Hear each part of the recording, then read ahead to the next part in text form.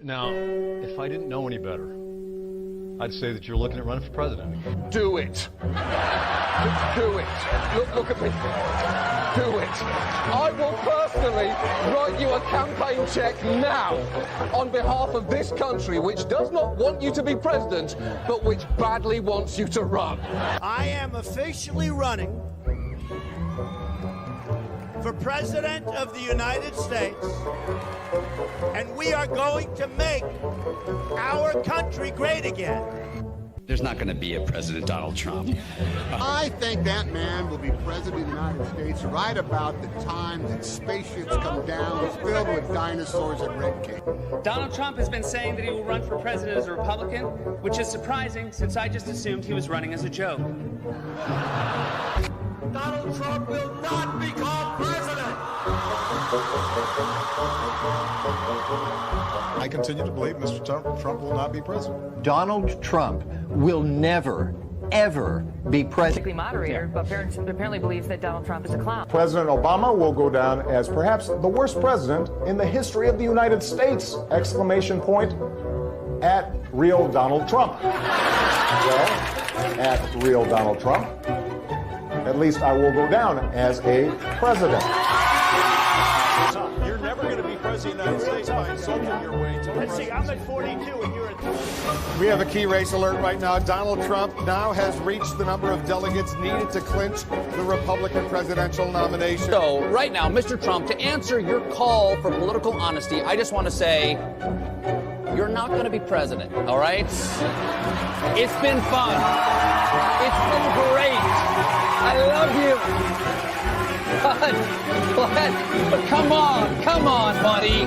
Donald Trump, while we project, will win in Kentucky with its 8th electoral vote, in Indiana with its 11th electoral vote, West Virginia, Oklahoma, Tennessee, Mississippi, South Carolina, Alabama, Kansas with its 6 electoral votes, Nebraska with its 5 electoral votes, and Wyoming with its 3 electoral votes, North Dakota with its 3 electoral votes, and South Dakota, Texas, Arkansas, Louisiana, the state of Montana, Missouri, Ohio, Idaho, North Carolina. I, Donald John Trump, do solemnly swear. Do solemnly swear.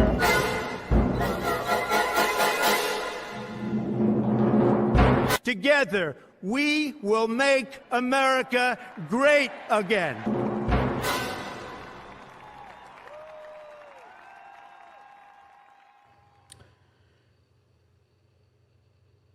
Hello, everyone. Welcome into CobraCast 199. I am your host, D-Day Cobra. Did I unmute the mic? I hope I unmuted the mic. We'll see. Bump that volume up just a little bit. But how's everybody doing tonight? I know we're having issues on Rumble again. I don't know what the fuck to do, man. I'm getting if Kick is working and YouTube is working, and Rumble ain't working, it ain't me. So it's clearly, something on their end. So again, I'll keep working on it. I'll keep trying to get it restarted. But all I can do is, the last time it took me restarting it like 5 times. So either way, we're here, we're live, and we got a lot to talk about tonight. And this trucker boycott is fantastic. And I know there's a lot of people saying, it's not going to have any impact or whatever. We don't know that, all right? We don't know that. What we do know is that it's good that people are standing up for something. And you never know what is going to happen. But I love the momentum that we're seeing. I love that people are standing up. And if it starts to gain momentum, then we will see. President Trump has, talked about it already. So we're going to see how this all works out. But I am extremely excited. I'm extremely excited to see what happens. But how's everybody doing tonight? I know it's been a crazy day. I've been traveling all day, but I have been trying to keep up with all the news and everything going on. This New York situation is just a disaster beyond belief. I mean, it's just such a joke. It's such a joke that the former president of the United States of America and the current front runner for the Republican nomination and the front runner for president of the United States is getting treated like this. Like, it's insane. The Squid for $20 says, as a truck driver, I wish the New York boycott could work. Unfortunately, though, even if all the owner-operators stop going, there's plenty of large companies with enough drivers that will go there, plus all the foreign ones. Yeah, I mean, I get that. I do. But I think that, again, I'm not going to pretend that I'm an expert on it. I mean, you know, I haven't driven a truck in a long time. Like I said last time, I don't even know if my CDL license is even, it's definitely, I haven't renewed it. But I think that there's a lot to take from this, and we're going to look at some videos. But the optics of it are very important. And at the end of the day, the power is in the people's hands. The power is in the people's hands. That is 1,000% accurate. And we have to remember that. And if enough people can wake up to the reality of what's going on, then, you know, that's a good thing. That's a good thing. It's almost like the movie A Bug's Life, okay? The power is in the people. All right, are we still having issues on the Rumble side? Let me know. The Squid says, I'm not saying there's no hope, just saying that regular company drivers would have to join in, which is unlikely. Plus, there's been a massive increase in foreign drivers who haul cheap freight and go anywhere. Totally understand. I mean, like for me, like I'm a good driver. I'm a damn good driver. And I don't think I could drive in New York. Not a big rig, not a Class A CDL licensed vehicle. I don't think I could do it. You know what I mean? It is insane. It's hard enough driving a regular vehicle in New York. I don't think I could drive a Class A CDL in New York. I don't even know how. I don't know how you guys do it, to be honest with you. I really don't. But my PlayStation is frozen. Oh, well, everything's frozen. You know what? It's me. What do you expect? All right, what do you expect? The Alabamian says, we need a trucker emoji. I heard that, and I know you want me to look at your profile. The best I can look at it is from here. I can't see it very well because I don't have StreamYards right now. Yes, shout out to you. And Brockatron says, a guy on Twitter named Arguing with Idiots still thinks Russia collusion is real. Biden's border is better than Trump's, and Don Jr. is worse than Hunter. Well, that's crazy. Greg Kirby says Justin Trudeau's hair is fake. Spread the word. I think everything about Justin Trudeau is fake. I think everything about him is fake. I'm trying. I keep trying to restart Rumble. I've restarted it 3 times now, so I'm going to keep doing it. So hopefully it starts to work. Drives me crazy over there, man. Linko Kenobi for $100, a MAGA red $100 super chat says, what's up, Jeremy? I did a video on the truckers this afternoon. I have my family supporting me on what I'm doing with my voice. I just recently did a live video of me playing Mario versus Donkey Kong. I got a couple of subscribers, and I'm hoping this grows. Brother, that's what it's all about, man. That's what it's all about. Like, even me, you know, where I sit there and I question like everything I do still on this platform. I mean, look how many channels I have. I have all these channels, and I'm still, you know, in my head sometimes about certain content I'm going to make, or, oh, this didn't get a lot of views, or that didn't get a lot of views. That's how it is, man. But you've got to grind at that ground level, and you've got to build that audience up, and the audience will get there if you connect with them. They absolutely will. And sometimes it takes a little while, but it will happen. So I'm proud of you, Linko Kenobi. I'm proud of you, brother. That is awesome. Great to hear indeed. But shout out to everybody here. Smash the melee button, and we're going to talk about this. We're going to talk about all of this stuff with the truckers. Glenn Beck did a pretty cool video where he actually did a call in, and he had some of the drivers that were calling in because he was trying to get a feel for everything. He's like, what exactly is going on here right now? Like, is this a real thing? Is this getting traction? There's a montage here that I've got on Twitter. Linko says, just trying to finish my sentence. I hope everyone in this chat checks my channel. Hail Cobra and hail the 199. Absolutely, Link. And again, good luck, brother. Appreciate you. Willie Will in the house. What's up, Willie Will? All right, so we got this right here. And this is the truckers, and we're going to listen in on this. I'm excited about this. I am motivated by this. Now, again, we're going to get further into it, and I'll give you my perspective on it. But here we go right here. New York City starting on Monday. I got about 3 drivers that I drive with. They already vibrated the boss and told them they ain't going to New York City. So, I don't know how far across the country this is or how many truckers are going to start denying loads to going to New York City. But I'll tell you what, you around and find out. Interesting timing that this op-ed came out in the New York Times today. The columnist is trying to paint Trump supporters as violent and, quote, warping American politics. How original. But Republicans say it's Democrats who are becoming radicalized, all because they don't want Trump to win again. I really can't stand Tomi Lahren. I really can't stand her. I know she's a darling of the right or whatever. I think Tomi Lahren is fake as fuck. I think she is a complete phony, and I don't know if that's going to be an unpopular thing or not. I do not like her at all. I think she is a fraud.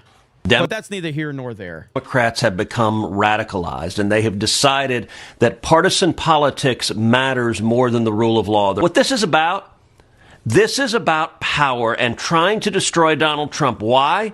Because ultimately this is about attacking democracy. They want to stop the voters from voting for Donald Trump.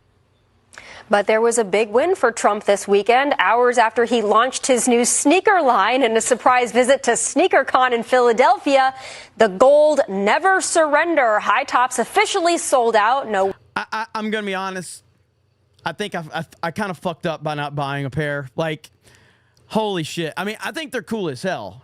I think they're awesome. But you guys saw me. I was live when they were for sale. And I just said, like, I'm a fan of Trump. I love Donald Trump.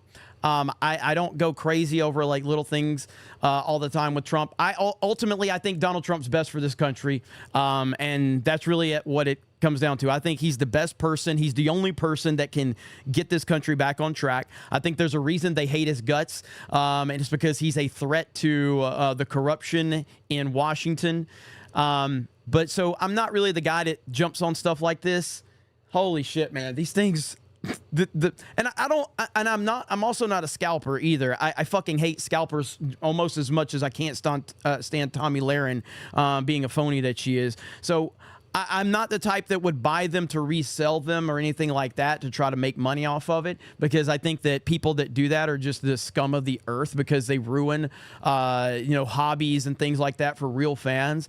But yeah, I mean, these things are insane. And I love the momentum that was created by these shoes and how even the hood was even like, yo, those Donald Trump kicks are pretty damn cool, man. Like, and they are badass.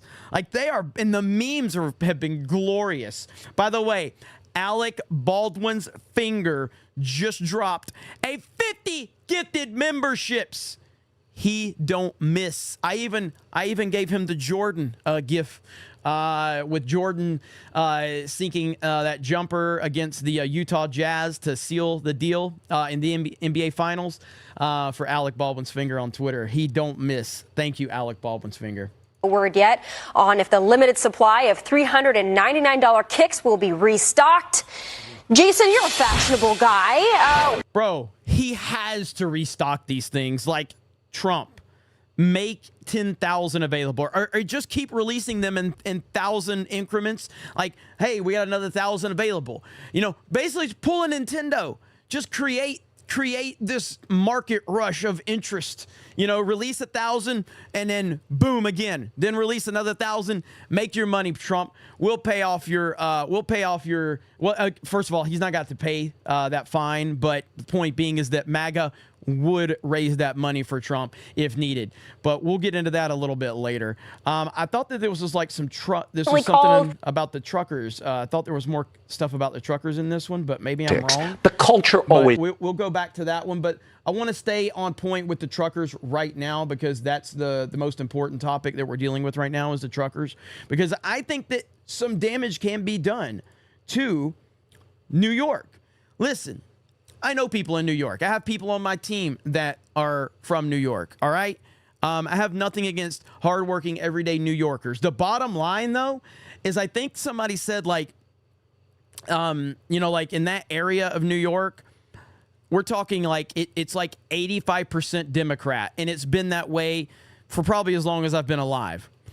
If you're going to vote Democrat, if you're going to accept that in your surrounding area, at some point in time, you're going to pay for it. Like, living in a blue city is a mistake. I'm sorry. And I know some people can't, because of circumstances. I'm not trying to trash you if you live in a blue city or a blue state or anything like that. But the bottom line is it's dangerous to be in those areas. It just is. And people have to realize that. But here's Glenn Beck, who did a really good video on this topic, and he had some truckers call in. And this is very good stuff right here. Shout out to Glenn Beck. And I'd love to talk to truckers. If you're a trucker and you're going to participate in this, I'm not going to ask your name. Just call us up. If you're one of the truckers that are refusing now to drive to New York City after the $355 million fraud ruling on Donald Trump. A conservative social media influencer and trucker who goes by Chicago Ray posted a video clip in which he claims some of his colleagues are going to stop making deliveries to New York City to protest the ruling. I've been on the radio talking to drivers the past hour, and I've talked to about 10 drivers, and they're going to start refusing loads to New York City starting on Monday. So does that include any drivers that are listening to me now? Rob, you're a truck driver in Pennsylvania. Do you deliver much to New York City? Well, I delivered about a month ago. I delivered 8 times to the 5 boroughs. Okay, and are you going to continue to do it? No, sir. I've already told my dispatch that there, under no circumstances, will I be crossing that bridge again. I won't go into New York State, much less the city. So what was dispatch's reaction to that? Do you get any heat? No, I actually got, another one. It seems like about between 20 and 25% of our drivers have refused to take any loads into New York State anymore. Now, will that make a difference, 25%? The thing is I work for a multinational company, huge company, and they will resort to using outside drivers. See, I saw somebody in the chat said, like, this feels fake. Well, that's retarded, okay? And that's just a stupid comment. I've watched this video already. Like, if this was fake, then this Rob guy wouldn't have the answer that he's about to have by saying that, well, they can get outside. So, like, he would just push the narrative if it was fake. He's being as legitimate and as real as possible with what he's saying. And if you're listening to what he's saying, I have rejected going there, but with these companies, they can get outside sources, things like that. So here we go. And paying more. Roger in Alabama. Hello, Roger. Yeah. Hey, I drive into the city probably a couple times a week, delivering fresh seafood from the Gulf, from Louisiana and Alabama, Mississippi, and for me to drive into New York City, it's a pain, but it pays well. But so I'm not going to do that anymore. And as far as being able to recoup the loss for I will be able to find loads going anywhere. Finding loads, I own my own truck and I own my own trailer, and I book my own freight. So finding loads is easy. What some of the other drivers might be talking about is the drivers that are coming around that have no experience, that are willing to drive into the city, who will have a terrible time. I mean, and that's my whole thing on it too. Like I said, so I consider myself a very good driver. I've driven, I've had a CDL license in the past. I've driven pretty much everything. I do not believe I could drive a Class A CDL truck, a tractor truck. I don't think I could drive one in New York. I really don't. No, I don't even know if I could drive a Class B in New York at this point. Like, it's not something that's easy to do because it's such a chaotic place. Class B, I probably could get away with a straight bed, truck like that, but not a tractor trailer, dude. Like these things are insane. All right, like in terms of that area and how crazy it is. I don't know how you do it. But shout out to the truck driving working man that goes to New York, because holy crap. Doug B on Rumble. Looks like Rumble's finally working. A proper 199 over on Rumble. Let's freaking go, Doug B. I'm glad we're working over there on Rumble. Let's go. All right, let's listen in some more.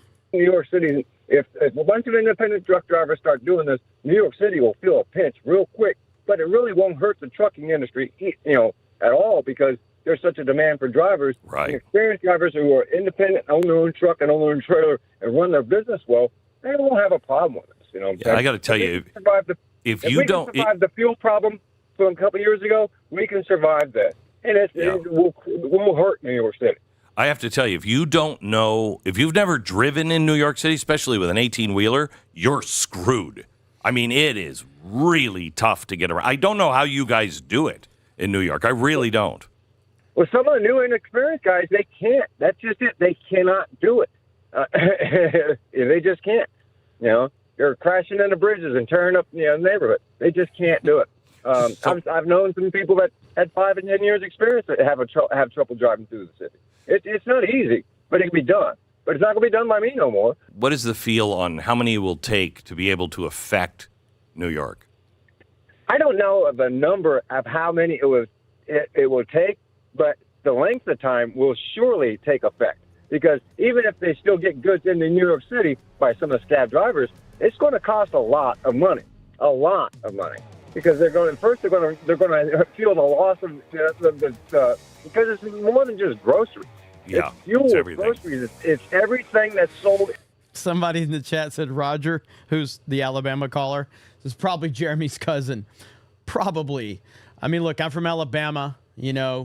Best place to go find a date in Alabama is the family reunion. Okay, we all know that. Roll Tide. Let's go. In a store. I know. Comes to New York City on a truck. Let me go to Scott in Massachusetts. Hello, Scott.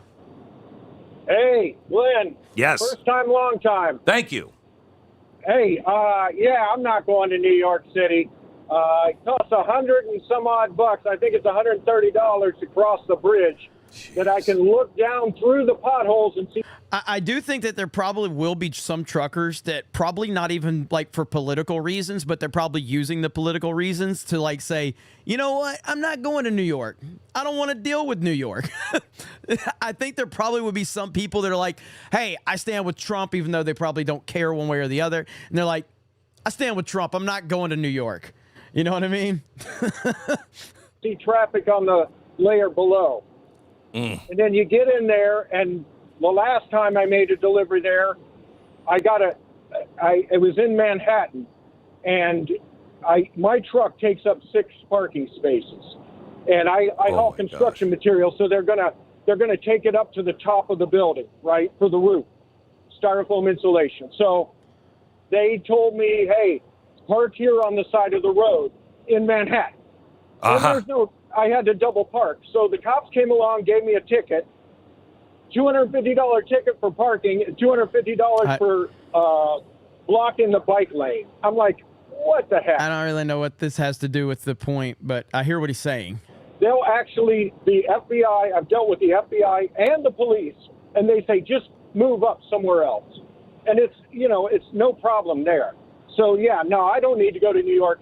You'll get the scrubs and the dudes that haven't done it, haven't been working a long time in there. And let's be honest, that'll be even better. Yeah, it will be. Those guys can't turn and they can't back up.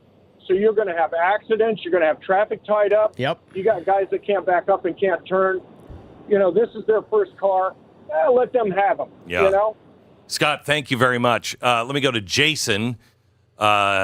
Jason, you're in Maine?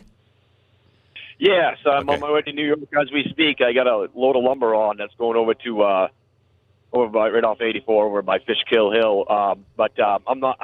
Ever since day one, since I started driving truck, I refuse to go to New York City.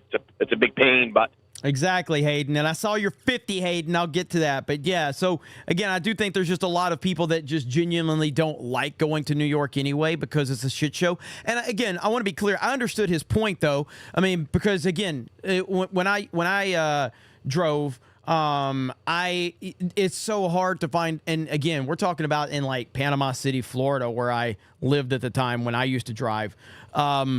And I worked for Pepsi.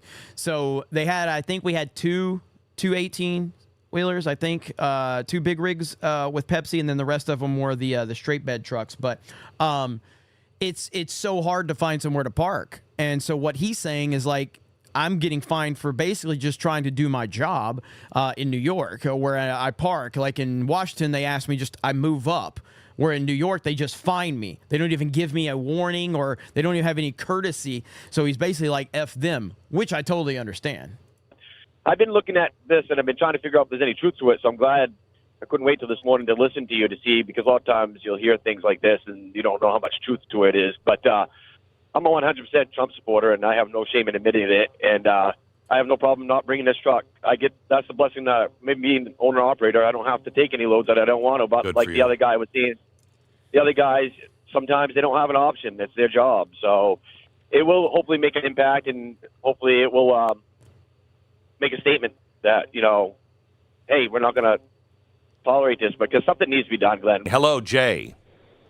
Hey, how's it going? Is that Drunk 3PO? Drunk 3PO calling in? Working man Drunk 3PO? I'm good. Good. Yeah, I every Monday I get loaded here in the Columbus area, and I head to Manhattan, and that's not happening today. So, really, and what did your bosses say? It's funny because he's very liberal, but he pretty much everybody in his company is not. Yeah. And so he's like, and I told him, and he's like, and he kept justifying it's like, well, I mean, they are, they're doing the whole thing where, every vehicle crosses over, gets taxed and everything and stuff like that. So it helps out in the long run. I'm thinking, okay, cool. Glad I have your permission, but I wasn't going to do it anyway. So how many people around you or in your company are doing it? There's two other drivers that go to not exactly Manhattan, but they go onto Long Island and stuff, right.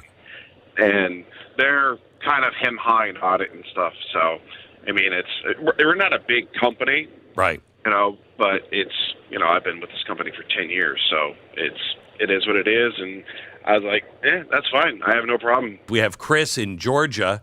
See, I just think this is cool. So, I mean, this is the first day that we're going to even hear if there's any effects on this. And I understand this has got to be massive to have any real impact, but you never know what type of momentum will be built of this. I mean, at the end of the day, truck drivers are generally conservative, generally more free in terms of they're going to support the Republican Party. They're going to be more or less Trump supporters. Not all, but I would say the majority easily. Because to be a truck driver, you actually have to, have a skill, and you actually have to work to get that skill. It's not just a job that you can just hire any rando off the street. And you have to be self-motivated to be a truck driver as well. It's not a lazy man's job per se. And so you have to be self-motivated. Typically, that's not Democrats, okay? Just saying. Typically, you're not self-motivated if you're a Democrat. Typically, you're a lazy piece of shit who wants the government and literally anybody else to do everything for you, so you have to do nothing.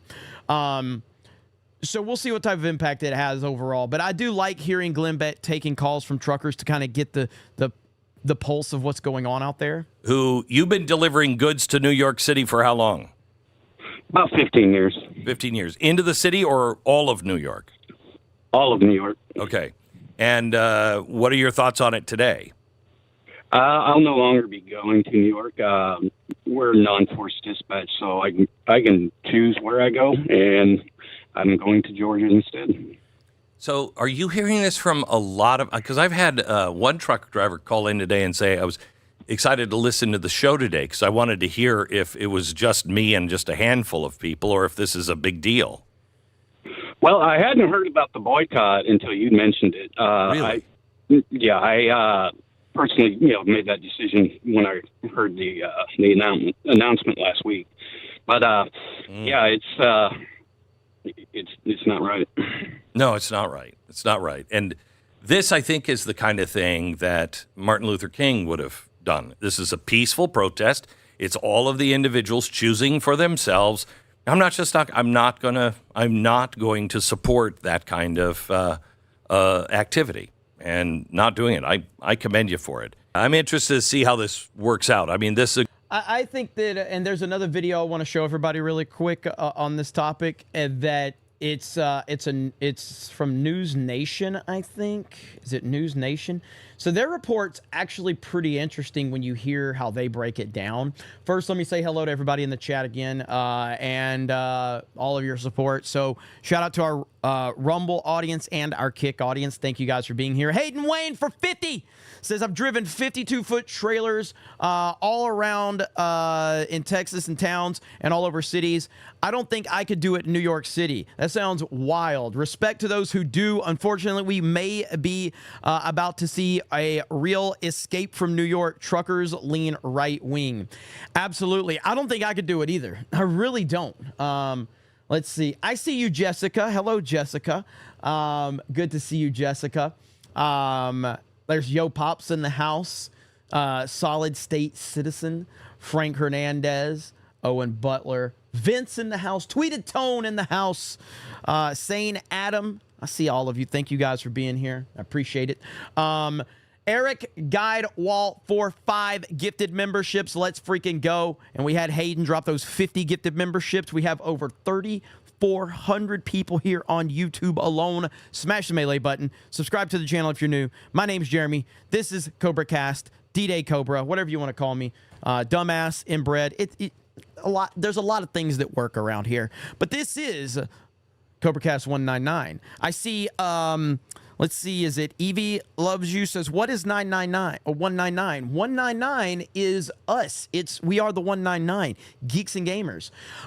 It's a meme. A hater basically came in our chat and meant to say 1999 while he was criticizing us, and he said 199. So our community, our awesome Geeks and Gamers community, basically took it as our identity. We are the 199. So yeah, it was just a meme from a hater who misspelled something, and so we took it and we ran with it because we're pretty stupid around here, and we like memes.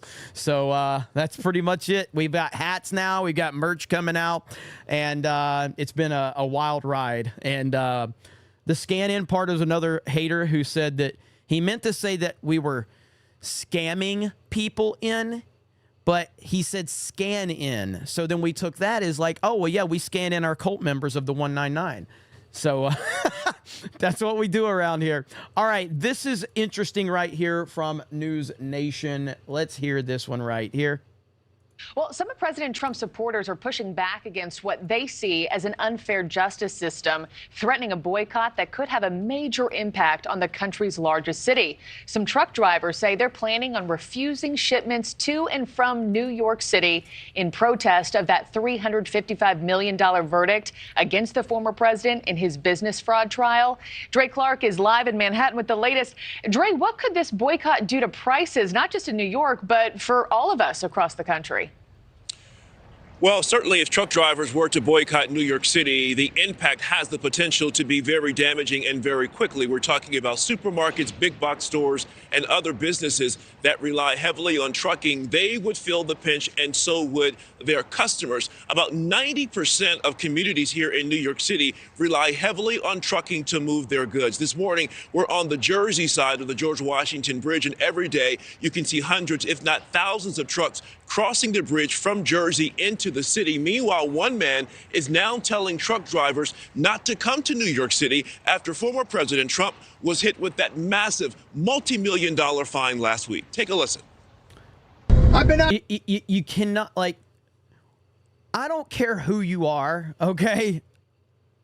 If you are a logical thinking person, if you have a level head, forget your opinion of Donald Trump. If you have a level head, if you're a logical thinking person, there's no way you can justify what happened to President Trump in New York. There's no way you can. you can't even begin to there's no justification at all. There are no damages, there are no victims, and there were no complaints from anyone. There was none. Zero. You cannot justify this. This is insanity. That we are witnessing insanity right before our very eyes. You can't do it. There's nothing to justify it. And we're going to listen to Kevin O'Leary talking to Fox News here in just a minute. And I like how Kevin, is it Kevin Leary, Kevin O'Leary, whatever his name is, from Shark Tank. We're going to listen to him break it down. And but you can't justify this. On the radio talking to drivers for about the last hour 15 minutes. And I'm talking to at least 10 drivers going the other way. I'm heading down from South Wisconsin. And they're going to start refusing loads in New York City starting on Monday. Yeah, the man calls himself Chicago Ray, and as of last night, his post on X, formerly Twitter, had garnered more than 6 million views and 60,000 likes. Former President Trump also caught wind of what Chicago Ray is doing and reposted Ray's video on his platform, Truth Social. But it's hard to ascertain exactly how many drivers are answering his call and what kind of impact it may have. It's not an organized effort, and the drivers expressing support for Chicago Ray, they're scattered all across the country. We did reach out to the Teamsters Union, the union representing many truck drivers. And Chicago Ray has a new video out that he's put on Twitter that I haven't even listened to it yet. He does sound like Scott Steiner, doesn't he? Not so average, Jeff. He does. He sounds like the big bad booty daddy, Scott Steiner. Holler if you hear me. He does sound like Scott Steiner. That's awesome. Drivers, but did not get a response. We also contacted and tried to call at least the National Supermarket Association, which is based here in New York City, but did not get a response. Meanwhile, a Chicago race. Dude, I wish we could get the truck driver that sounds like Snyder to break down like how much of an impact we could have with Steiner math. He needs to break it down with how much of an impact we can have if we get this many percentage of drivers to boycott New York. What type of percentage could it have? That would be fantastic. Oh my God. He says he and other truckers are irate over Judge Arthur Engoron's fining former President Trump more than $355 million for fraud. Ray, like the former president, believes it's a form of election interference. Meanwhile, we talked to one driver who says she's joining the movement to boycott New York City, and she says if things go as planned, the city could pay a big price. It could shut New York City down. And, you know, I don't want to hurt the people of New York. That's not what I'm trying to do. But my part in it, if New York just loses 10%, just 10% of the trucks that go in there, their prices are going to skyrocket on everything from milk to eggs to any type of goods that the consumer needs. And when that happens, it's going to cost everybody more money. Yeah, but and like that's what people sometimes misunderstand. It's like when you can impact some type of like, I talk about this with Disney and Universal all the time, and you know, because obviously we're down in Orlando, and we cover theme parks with Geeks and Gamers. Disney and Universal, Disney dwarfs Universal in terms of sheer numbers, and honestly, I don't think there's any realistic chance that Universal will ever match Disney on just numbers because there's simply not enough space with Universal's land versus Disney's land. It's just insane how many people go to Walt Disney World. It's insane how big that property is. But Universal has hit that market share consistently for probably the last maybe 7-8 years. They've been chipping away at that market share, whether it's a few percent here, a few percent there. And now they're starting to have a real impact on Disney. Now, it's taken some time, but they were climbing a massive mountain. And that little percentages like that matter big time. And so when I say that it could collapse the economy or whatever, it's about upsetting the flow of things. And again, as we listen to what Kevin O'Leary has to say here in a minute, this is bigger than just truckers. This is just one element of it. This is just, and the truckers could play a huge role in it, but it's just one piece to a big puzzle that I think New York is going to suffer massively right now if this doesn't get resolved. And even if it does get resolved, that maybe the damage is already done and people are going to make decisions to move their business out of New York, things like that. So again, we'll get into that a little more. But not every truck driver is getting behind Chicago Ray's efforts. Many drivers responded saying that they would not support the former president because he was accused and now he's been found liable for causing fraud. They say also the New York City market is just too big to ignore. Marquis? Well, those drivers are retarded, and that's okay. It's okay. They can be retarded. But we've got this video right here from Kevin O'Leary, and I think this speaks volumes because when you add in the element of what we're seeing with the truck drivers, then there's a whole different element to add to this. And right here, listen to this. Back with us, O'Leary Ventures Chairman, Shark Tank investor. You know, Kevin, you had mentioned, and it was a very profound kind of comment, that, you know, some of these other businesses do have right to be concerned, whether they like Donald Trump or not. Maybe you can elaborate on that. Well, this award and the audio on this video is a little jacked up. This is directly from Fox News' YouTube channel, so the audio is just really bad on this. I mean, just leaving the whole Trump thing out of it and seeing what occurred here, and I'm no different than any other investor. I'm shocked at this. Now, normally when somebody says leave the Trump aspect out of it, I really don't like the fact that they dismiss Trump because it is about Trump, but in terms of his point, I actually think that helps his point. When he says leave Trump out of this, I do like that he's made, because it does strengthen his point for sure. I can't even understand or fathom the decision at all. There's no rationale for it. And so let me give you a real-time experience I'm having regarding this, and I'm not the only one. It doesn't matter what the governor says. New York was already a loser state. Like California is a loser state. There are many loser states because of policy, high taxes, uncompetitive regulation. It was already on the top of the list of being a loser state. I would never invest in New York now, and I'm not the only person saying that. And here's a real-time situation. In development in real estate right now, the hottest asset class is very high-end data centers. They cost anywhere from $2.5 to $3.5 billion each.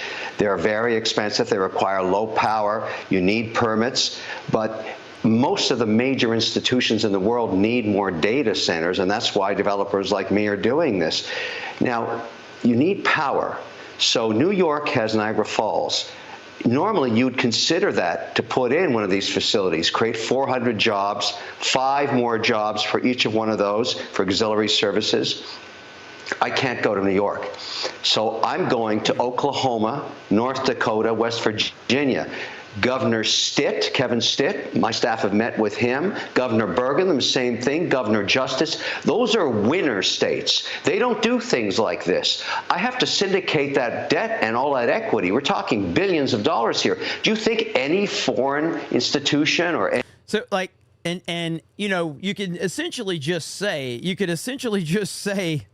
red states versus blue states, but, and I don't know Kevin O'Leary's politics at all. I have no idea, which is exactly how it should be for people like him. I don't know his politics at all, but he's making valid points right there.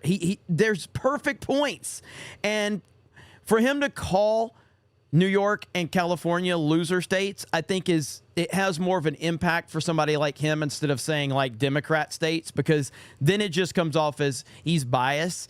But yeah, so it really just comes down to red versus blue states from that standpoint.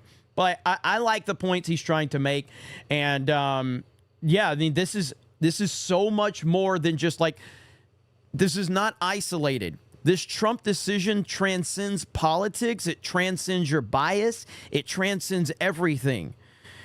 And Kevin O'Leary will talk about it here in just a minute. Any private equity firm or any pension fund would touch New York No. And that's why New Yorkers should be concerned. The fine people of New York should ask themselves, why are we such a loser state? How are we going to attract business? It's not just the existing businesses that are fleeing out to Texas and Florida. What about new money like this that I'm talking about, like a $4 billion data center? Not a chance I would put that in New York. Zero probability. Never. And so they've got a lot of work to do to find themselves getting out of this situation. This has all occurred post-pandemic.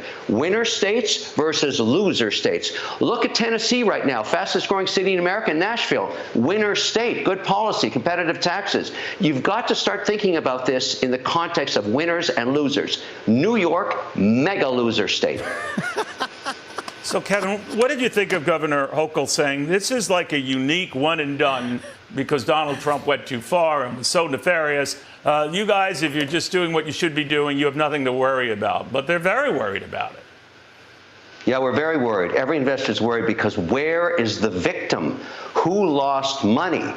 This is some arbitrary decision a judge made. This policy and what this says, what does this say about the bar, the legal bar in New York? Aren't they going to question this judge? What is this? $355 million and there's dollars as a penalty and there's plus interest at 9% and there's no victim? I mean, I'm sorry, her words fall on deaf ears to everybody. There's nothing she can say to justify this decision. And this has nothing to do with Trump. Nothing to do with Trump. Forget about Trump. This is not a Trump situation. This is a New York problem now. The whole world is looking at this saying, what are you doing to yourselves?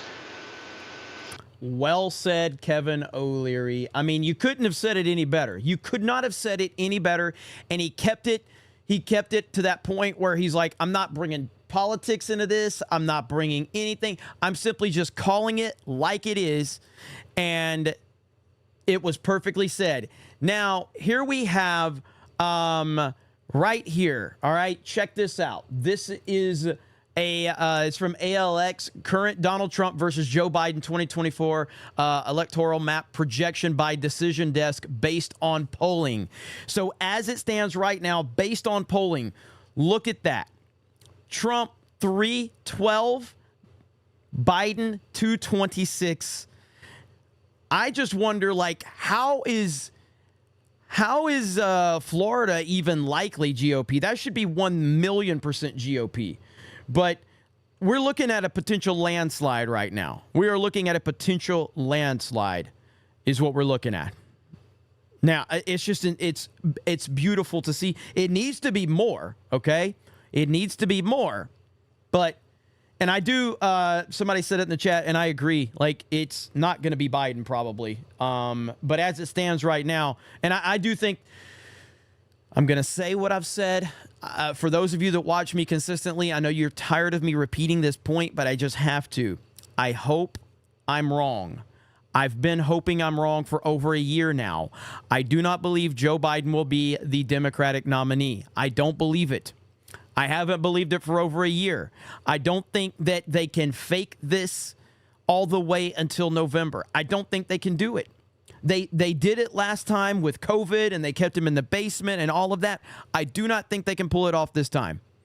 And he's fallen apart even more. He was already gone in 2020.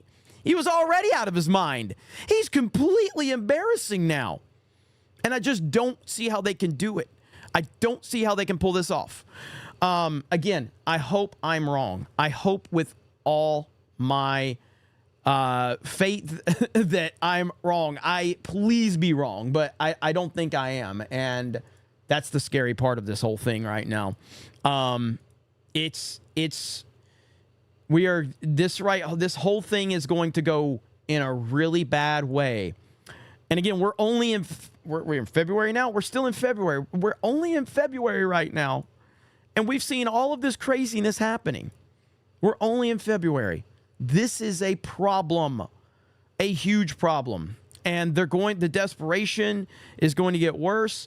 They can't stop Trump. They can't knock his momentum. You've got Nikki Haley out there talking about how she's got 12 men down and 1 to go and got completely destroyed on the internet. She's announced she's got a state of the campaign announcement tomorrow. I'm not even sure what that means, really. I don't know what she means by a state of the campaign. I have no idea. But this whole thing has gotten out of control. There was another video that I'm looking for right now, if I can find it. It was a few days ago with Kevin O'Leary, and he was talking about this whole situation, but I can't find it right now. Let me read some super chats really quick, and then we'll get back on. We got over 4,000 people. Welcome in, everyone. Holy crap. Great audience tonight. And make sure you smash the melee button. We've got those 50 gifted memberships from Hayden Wayne. Thank you, Hayden Wayne. Elson Barrett for 20. This is how the Canadian truckers should have done it. You don't have to park your rig in front of the Parliament buildings to make your point. It can be parked anywhere, and it won't be delivering goods to the cities. Absolutely. And again, you guys know this. I've talked about this many times. When I do a swig of water, it's a swig of water to the truck driving working man, or to the working man, but we respect the truck driving working man around here. As I've said, don't be a dick to the truck drivers on the road. Give them some space. If they're trying to move over, flash your lights. Let them know they can move over. Help the truck driving working man out. Simply because it's not them that's the problem in 99% of the situations. It's dumbass people that can't drive that put the truck drivers in a tough situation on the road. So if you, a normal thinking person, just gives them a little bit of a help, because they're having to drive defensively more than anything. You know what I mean? They're having to drive defensively because there's too many stupid people out there that don't realize, hey, it's not easy to drive a truck sometime when you're being reckless on the road in your car. So shout out to the working man, the truck driving working man, Hayden Wayne, for $100. So let's see. I know there are more pressing issues, and I'm here for it. But have you looked into the thread with I think it's Kirsch? And I linked you last week, ESG and Bridge. She may come on if asked. Really, Legal Mindset has been covering some high-profile VTuber stuff the last few days. I did see, so Legal Mindset has been crushing it. Shout out to Andrew. He's been awesome, and obviously, you know, he's been on several times with me on Geeks and Gamers. So I'm loving what he's doing. I was wondering if he was covering that, because I know you've been, you know, highlighting that. I told Eric, who's in the call now. You want to say hi, Eric? But I told Eric before we went live, I was like, I have to look into this story for Hayden. So I am thinking about it. It's just that there is so much going on right now. I've been trying to play Helldivers 2. I did buy Helldivers 2, by the way, for my gaming people in the chat. I bought Helldivers 2. I played the tutorial and just tried to do regular matchmaking, and it's just the servers have been terrible because they've again, there's like 500,000 people online. But I am aware of that, Hayden. So I'm sorry I haven't gotten to it yet. Let's see. No. Andrew is covering some other drama. But is it Kirsch? Is based and knows the Bridge stuff. Okay. I mean, honestly, do you think this VTuber would come on and talk to me? I don't know the VTuber world. And I know that, like, I don't know that world. That's not my world. But if somebody's based and is willing to talk to me as a vocal Trump supporter, I'd be open to that for sure. Again, I don't do the guest thing like constantly here, but if there's a good topic to talk about, absolutely, I would be willing to do that. So if you think it's a good idea, Hayden, we'll see. What about Fannie Willis? You want to talk about Fannie Willis? I got a video of Fannie Willis in church. The Squid says, for legal reasons, I'm not advocating for this, but if the trucker boycott proves ineffective, a Canadian-style trucker protest would definitely work. And then Get Woke Go Broke says, it's Dog NYC that is holding New York State hostage because of upstate New York is red as red can be. NYC is destroying New York State. Upstate New York needs to succeed away from NYC if they want to survive. Yeah, I mean, it's almost like with me, like, so, I mean, I'm in Pensacola right now, and I live in Pensacola, but I'm back and forth between here and Orlando. And so Orlando's like the bluest area in all of Florida. Orlando is the bluest area in all of Florida. And I would say, like, I guess that's probably why Florida isn't completely red on that map because of Orlando. But so I guess that's how New York is where there's areas of New York that balance it out, and then there's parts of it that weigh it down, I guess is the better terminology for it, especially with New York being the blue area of New York. It's almost like America.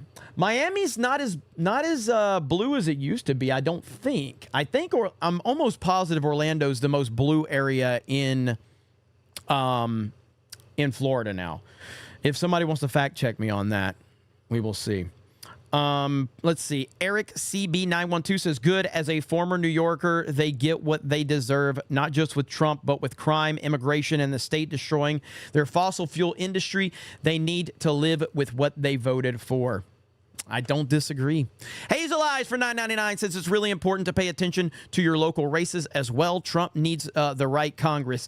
You know what? I'm seeing that. I'm seeing that for, like I talked about it with, I was thinking about this today when I was driving in. I was thinking about this today. But, I mean, obviously my initial hope for Trump's VP has always been Kari Lake. And then obviously we've seen Kari Lake kind of move into the whole, senator running for Senate and everything like that. And as we've seen that, it's like, okay, that's actually very crucial for Trump. Trump needs people like her in the Senate.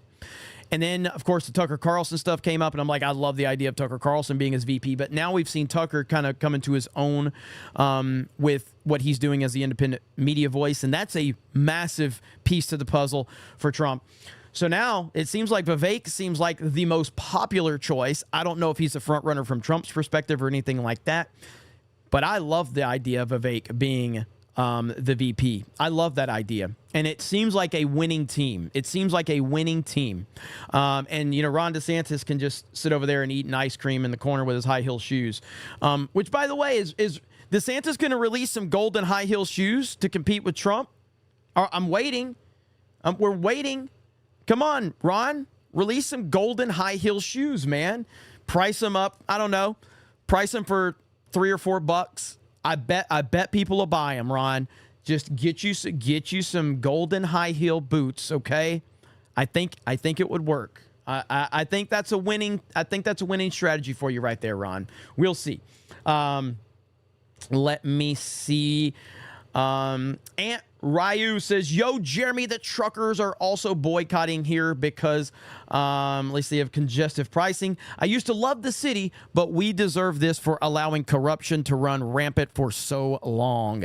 Yeah, man. I mean, it is... there's got to be a breaking point at some point, and it feels like this is the breaking point. Trump is the breaking point. Trump is the breaking point for so many things. He's broken so many people's brains. He's broken so many people's, politics. It's just been crazy to see how many smart, successful, famous people. I use that term very loosely, but it's been wild to see how many people he has broken. Trump has broken so many people that it's almost hard to comprehend. And it's going to get worse. It's going to get much worse. I mean, look, there's this clip right here of The View. Listen to this. And they were never smart, so I'm not saying that. But listen to this clip right here from The View. Right here.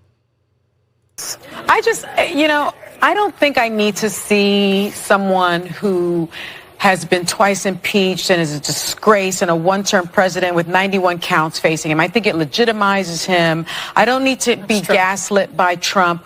They don't want, that's a picture that shows how your career got to where it's at. But, they don't want, they're basically saying they don't want Trump to debate Biden. That's what they're saying now. They're scared to death. We all know who he is. We all know what he stands for. We also know that Biden debated him twice and just sort of mopped the floor with him. If you look at any of the studies, most Americans that watched it thought that Biden won, not only on policy, but on demeanor, especially. Does this person have the temperament to be the president? We know who Donald Trump is. I don't think you give... Yeah, we do. We know that Donald Trump's the guy who didn't start any new wars. We know he's the guy that made historic peace deals. We know he's the guy that actually got along with other world leaders, which really upset people like you. Yeah, we know exactly what we're getting with Donald Trump, and we want more of it. Give him that type of platform. But also, if Biden flubs they'll be all over him. If Trump flubs, if he doesn't show up, they'll be all over him. But here's the thing. A lot has happened since 2020. January 6th hadn't happened. Donald Trump needs to have to stand next to Joe Biden. Joe Biden needs to call him out on the unfitness, because the reality is we all at this table. He's going to say he had nothing to do with it. At this table, we all know who Donald Trump is. Nearly 80 million people voted for him. They need to see the juxtaposition of the two leaders and decide on the So funny, dude, to listen to their cope right there. They're scared of Trump and debating Biden, because of course they are. Of course they are. Now, real quick, so this is Chicago Ray. This is 10 hours ago. I have not heard this video yet. I did bookmark this so we can listen to it. So this is Chicago Ray 10 hours ago. Looks like we got an update. And he does sound like Scott Steiner. Hey folks, Chicago Ray checking in. Since I talked to you last time, a couple hours ago, I got back on the radio, been listening, been talking to a few guys. This is real, man. There's guys that ain't going. I talked to a guy, he denied a refrigerator load. Okay, which, refrigerators going to New York City, that's pretty good, man. That's pretty good money. Okay, so I gotta give that guy his credit for that. But, if this goes longer than a week, like they're saying, man, New York City better start stocking up. And they better start stocking up now. Okay? I don't want, like I said, I ain't wishing anybody anything. Okay, everybody's on their own with this. All right? Okay, I'm just telling you what I hear. I'm going to be in Wisconsin for the next couple of weeks on a dedicated run. So, I'm going to be north of Madison. So, but what I'm hearing, these guys are serious. Okay? And this could take longer than a week. All right? And, it ain't necessary. They quit fucking with Trump. Okay? Quit fucking with Trump. I mean, we're not,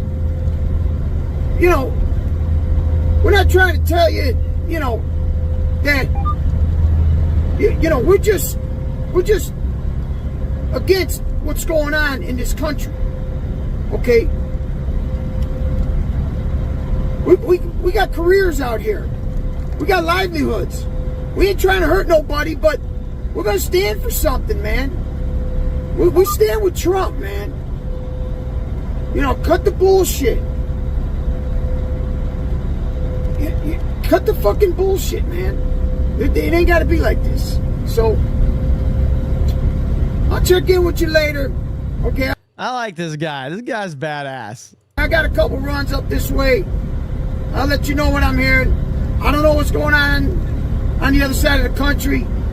I'd be interested to see what they're saying over there. But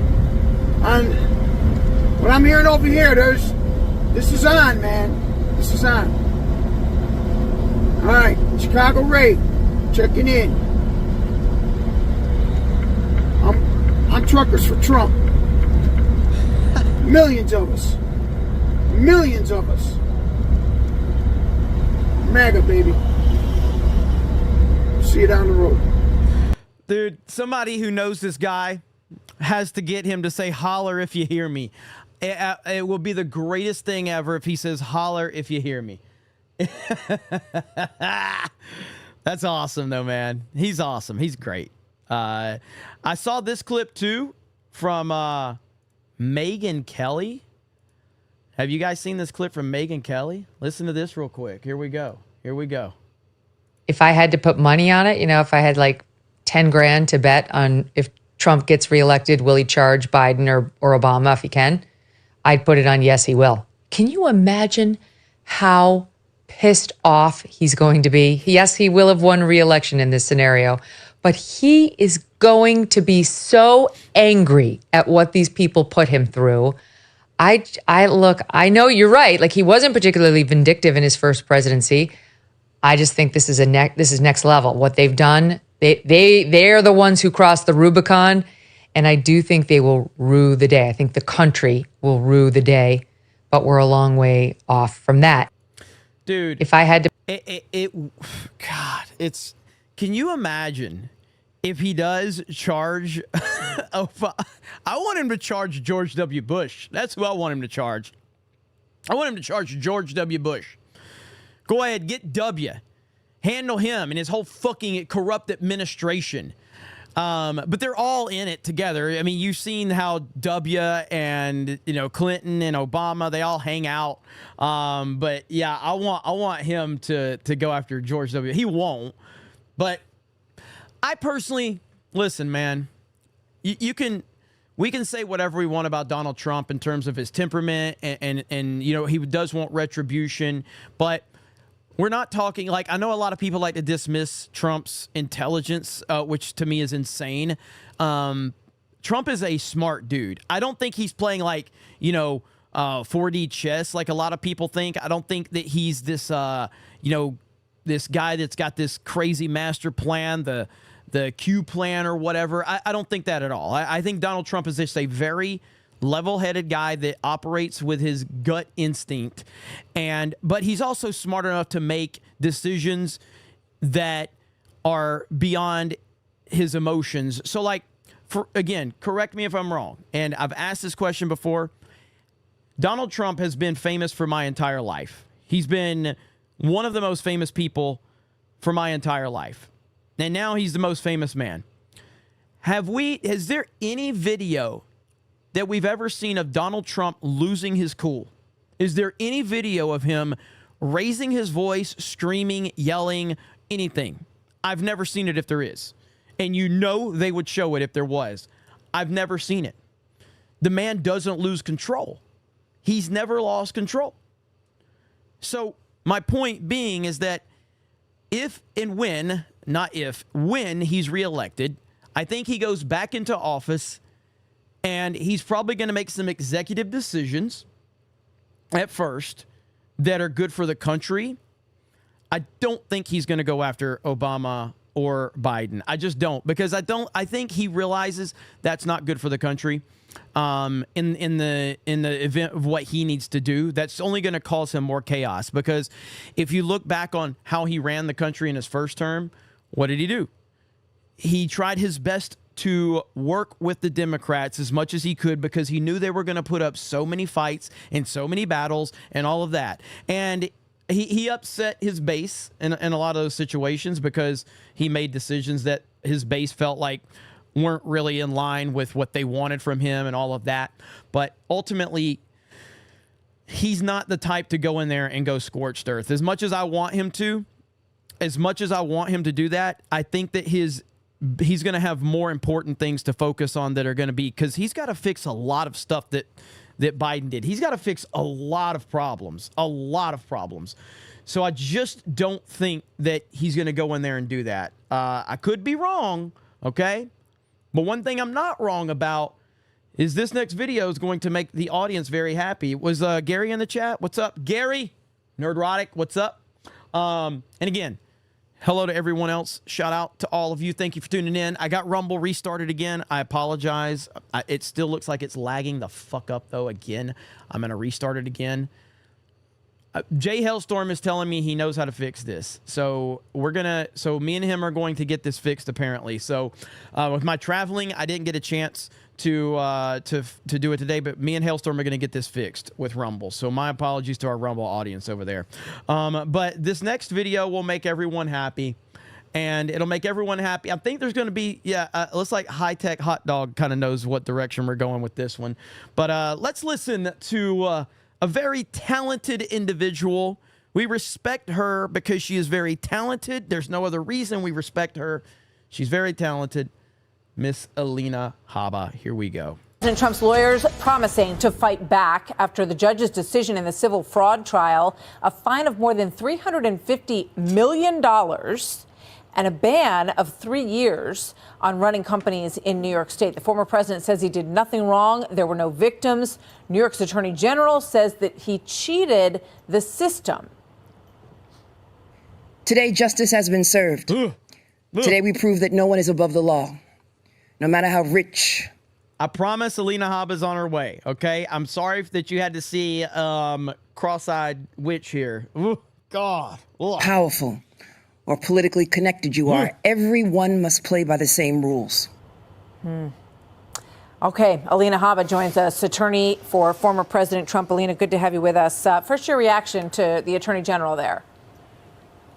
I'm glad you asked, Martha. Nobody is above the law. I would just like these left-winging DAs and AGs to show us that. Show us that. I'm inviting you to show me that no one is above the law while we have Hunter Biden, Joe Biden, and all of his friends up in D.C. and the deep state that have not been touched. Show me no one is above the law, Martha, because I'm not seeing that. Do you know what I'm seeing in court in these cases is that everyone is above the law if they're friends with Miss James, if they're friends with D.A. Bragg, and if they're friends with Fani Willis and Jack Smith. The only person that is not, the only person who did nothing wrong but will still get persecuted and prosecuted is President Trump because they can't beat him in November. So I want to use their words against them and invite them to show me how no one is actually above the law, because there are people that we know have broken laws, and we have not seen the system of justice be used the same for them as they are for President Trump. President Trump did nothing wrong. He's being persecuted. Show me the people that did real crime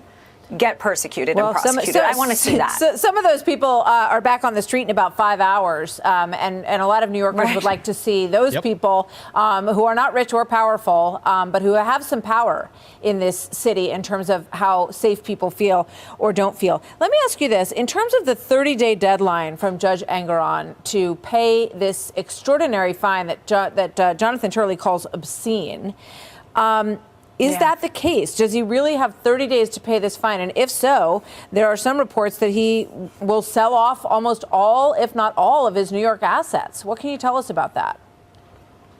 No, I mean, I would never get into anything privileged, but I can tell you what the rules are. And within 30 days, even if we choose to appeal this, which we will, we have to post the bond, which is the full amount and some. And we will be prepared to do that. But how much is the bond? Well, so it's you have to break it up. So there were obviously individual defendants that got fined. There was the company that got fined. But you're looking at roughly, let's call it close to $400 million for something that he did nothing wrong. Look, it's no coincidence, and I'll say it. They know by looking at his statements of financial condition that this guy is worth a lot of money, billions and billions of dollars. And that didn't even include his brand, Martha. But what they're trying to do between this case, between my last case, is put him out of business. It's not going to work, number one. Number two, what they're doing is a scare tactic. Unfortunately, they picked the wrong guy to pick on, in my opinion, because he's strong, he's resilient, and he happens to have a lot of cash. Now, that doesn't mean that it's right. It doesn't mean it's okay. It's grotesquely insane. I was speaking to somebody today that actually mentioned that there are countries that literally make that in a given year in certain industries, countries in this world. But they would find somebody for what they call understating their statement of financial condition and making Deutsche Bank and Zurich, who, by the way, they still work with, money. But they're going to find him that kind of thing. It's absolutely insane. No, there will be no mayhem for the Trump organization, unfortunately. I know that probably was Miss James's goal and Judge Engoron, but that is not going to be the case.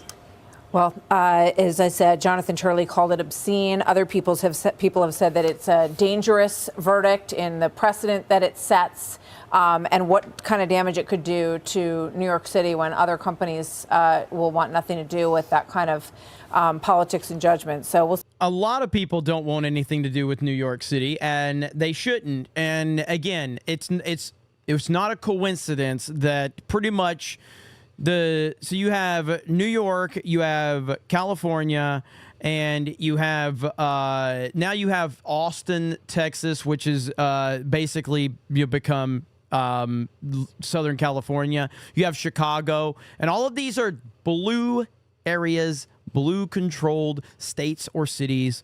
Of course, it's not a coincidence at all, because That is Democrats. And it's all going to fall apart. And I do think that Trump will be the thing that breaks all of them. It does look like the momentum is there, but this is what worries me right now. I'm worried that the momentum is so much there right now for Trump that's, again, what happens when you're desperate. You tend to do something like a Hail Mary in a football game. Well, the Democrats are going to be so desperate, they're going to throw a Hail Mary. The last time they threw a Hail Mary was COVID, and it worked. And then, of course, voting just stopped the night of the election, and water pipes were breaking, and all, like, their Hail Mary worked. And people didn't really question them to a level that, they should have. And they got away with it. What's their Hail Mary going to be this time? Because the momentum for Trump is just insane right now. I mean, he's more popular than he's ever been. We've never seen him more popular. And the Democrats are going to get extremely desperate. And that worries me. It also worries me that the momentum is there so much. So I feel like if we don't keep the momentum heading towards November, that could be a problem. There might be people go, oh, well, I don't need to vote. Every vote everywhere matters right now because they're going to point to the popular vote. Like, could you imagine if Trump smashes him on the Electoral College landslide and wins the popular vote? Oh, my gosh. They will have nothing. Landslide victory and wins the popular vote. Insanity, dude. Insanity. I saw we had, was it FMJ dropped 5 gifted memberships. Thank you so much. Disco Cobra with a 50. Says, almost have my stream set up. I'm using Prism Live for stream and recording. It's basically the same as OBS. Should work for what I'm doing. Still need to do some testing. Do you have your own editing? Do you do your own editing most of the time for regular videos and such? Well, whenever it's just like a standard video of me talking about a news story, there's really no editing involved with that. It's just me, putting the intro into the beginning and the end. But if you're talking about real editing, then Hailstorm or Erwin or Steph is involved with that. I don't do any real editing. No, I'm not that talented. I have done some editing, but at the end of the day, like, there's just better people. Like, I can edit with Filmora. It's fairly easy. And then I have on my phone, I have KineMaster Pro. But if it's real editing, it's not done by me. So, but a lot of my videos don't need any real editing. It's just me talking. So there you go on that. But Disco Cobra, man, I wish you nothing but the best. So Daniel Davis says, Jeremy, none of your Teespring links work. Did they cut you off? I wanted to buy a hat. Thanks. Well, you can go buy a hat on 221B right now, and the 199 hats are there, and they are temporarily going to be available for about another week and a half, almost 2 weeks. We launched them on Friday, so the 199 hats are there, and then the 199 backpacks have about another week to go, and then they're going to be, and that was the second run of the 199 backpacks. The Geeks and Gamers hat is available on 221B as well, so you can go over there. Mods are going to have all those links right there. So yes, let's see. I'll pin that one from Can Man. And so, yeah, you guys, please go over there, get you a hat, get you a backpack. And then I do have good news as well. It looks like we're moving forward with the redesign of our website. All right. It looks like we're moving forward. It's going to cost, but it's going to be worth it. And I'm really excited. So we've got somebody that's going to be working with our team on the website, and we're going to overhaul the whole geeksandgamers.com website. And that's going to be, again, so my conversations with, the people that we're talking to was essentially like what I want to have out of this website. I want to have it community based. I want the people to be able to go over there on mobile, and have a good experience. We're also going to expand into potentially an app down the road. Again, all this is costing money, but it's more about like, let's see. Vince said, okay, Tim, fuck that. I'm making forums that are free. I want you to go to the forums for free. I ain't charging you to go to my website. But yeah, the forums and all of that, like, we're talking about a free experience. Now, will the membership side of things be a thing? Of course it will be. I'm very worried about the rest of this year right now. And again, we're talking about somebody that doesn't even get into politics, but like WDW Pro, who covers a lot of entertainment stuff. His whole channel got demonetized the other day, and I don't know why. I was talking to him about it the other day, and it's for reused content. I don't know why he got hit. I don't know. And I told him, I'm like, it happened to me a couple times, but it should be cleared up in 24 hours. It hasn't been cleared up. And that is a concern. You know what I mean? Got to be worried about these things. So again, Rumble, which I will get working better. All right. I'm sorry. And then we got Kick.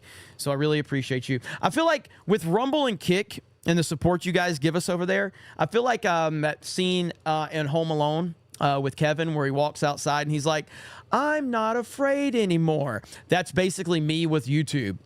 I'm not afraid anymore. Okay.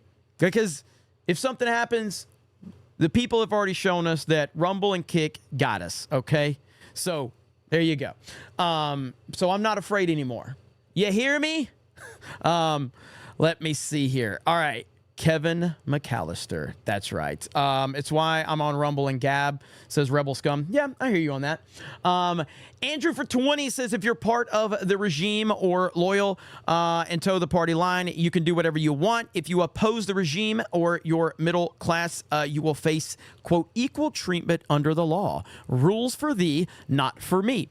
Absolutely. I mean, the whole thing is meant to basically, like, it's meant to tell, like, any other people that are successful, billionaires, whatever, hey, if you have the money to fund your campaign, and if you have the money to get into this and you don't need us, we will destroy you. And that's essentially that's what they're doing with Trump. They're setting an example for not only Trump, but for anybody else that's willing to try and, go after go around the rules of what they have in place, because the whole system of politics, it's set up to make sure that they control it.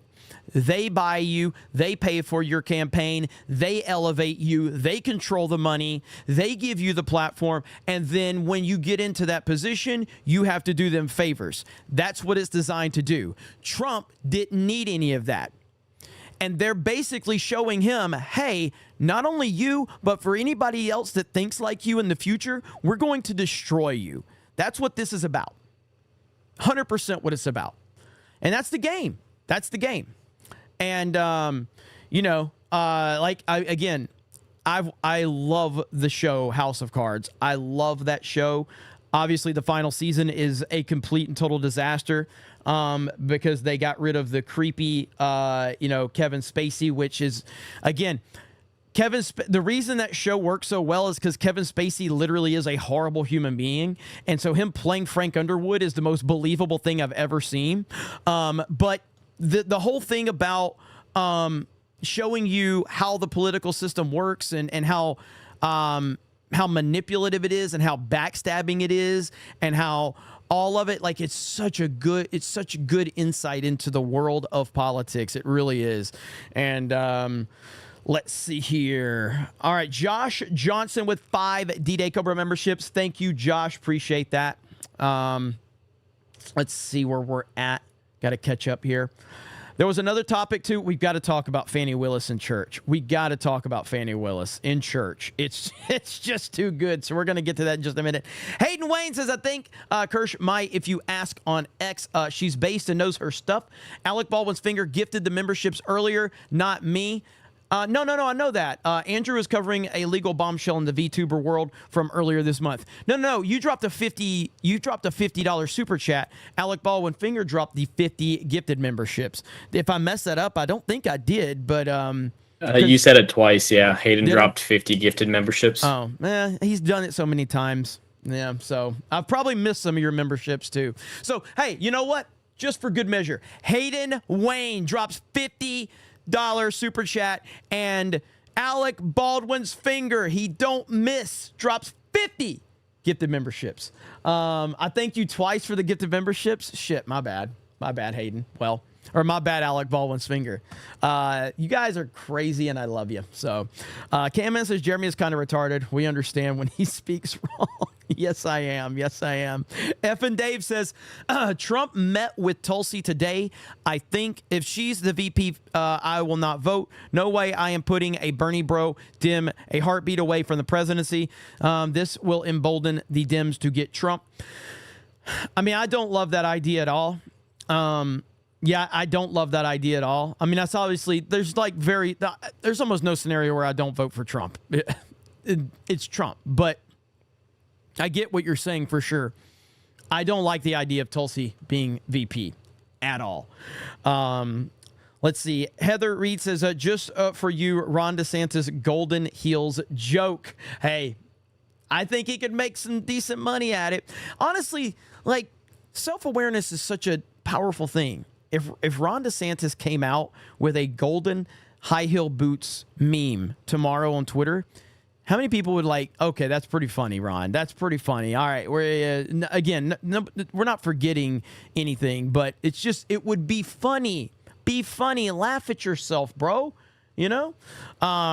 Kino Review says, FNYC, they want to embrace socialism, then they can reap the rewards of what they vote for. F them, don't give them, let's see, bitches, an inch. Hail to the truckers and to the 199 and to the fellowship. Absolutely. And I can't wait to see you guys in Vegas. Looking forward to that. Man, it's going to be fun. Vegas will be fun. It will be fun. Anthony gifted a D-Day Cobra membership. Thank you, Anthony. Lower Lips Liquor gifted a D-Day Cobra membership. Thank you so much. Lying Dogface Pony Soldier gifted a D-Day Cobra membership. Thank you. R Burger on Rumble says, the GOAT, Tom, or TB12 tomorrow, Brady was drafted. Hashtag 199. That's right. He was the 199th draft pick. He absolutely was. Icanalus for 5 on Rumble says, hail, Jeremy. Happy Trump Day. Absolutely. So, as a matter of fact, look at this. So, to Trump, put money on it, if I had like 10 grand. Didn't mean to unmute that. Trump was actually greeted today by the masses. Check this out. This is awesome right here.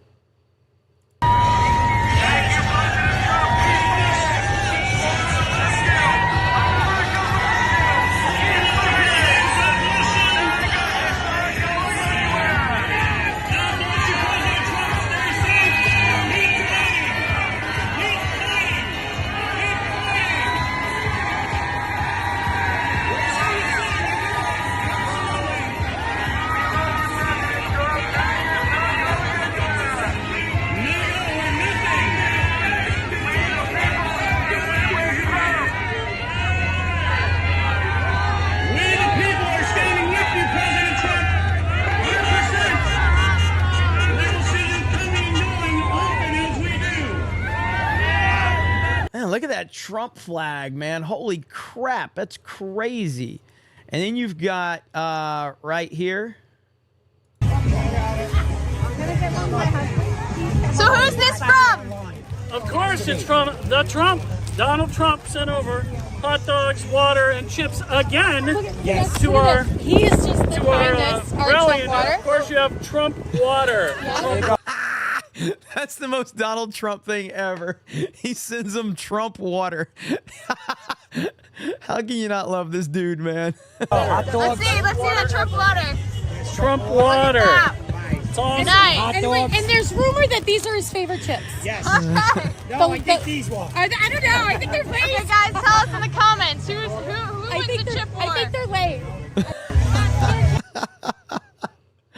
That is so good, dude. Kevin drops 10 gifted memberships. Thank you, Kevin. Appreciate that. Oh, man. Trump is funny as hell, man. We got to talk about Fani Willis. Oh, my God, man.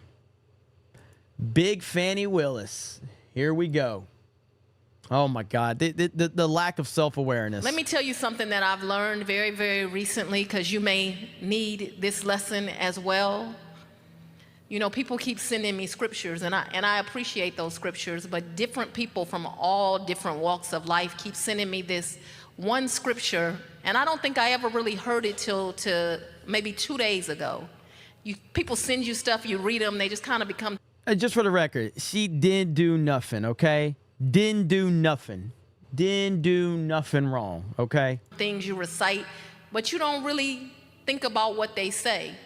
The scripture they keep sending me is, no weapon formed against you shall prosper.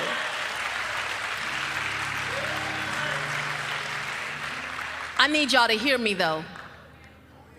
They did not say the weapons will not form. And that's the part I didn't hear until recently. Just because they won't prosper, it doesn't mean that they won't form.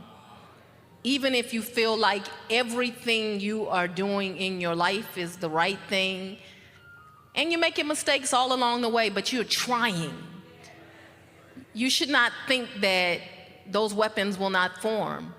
The other lesson that I've learned in this 3 years is God ordains those. I can't take it. I'm sorry. I can't take it. I can't do it. I can't listen to the rest. I haven't heard that. That was only halfway through. I can't listen to any more of this horrible person. I can't do it. I makes me sick to my stomach. Makes me sick to my stomach. Holy crap. That was terrible. Kevin, for $49.50 says, I feel like I was being cheap earlier.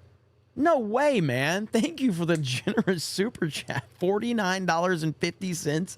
You didn't even get the purple out of it because you cut it by 50 cents, but that's okay, brother.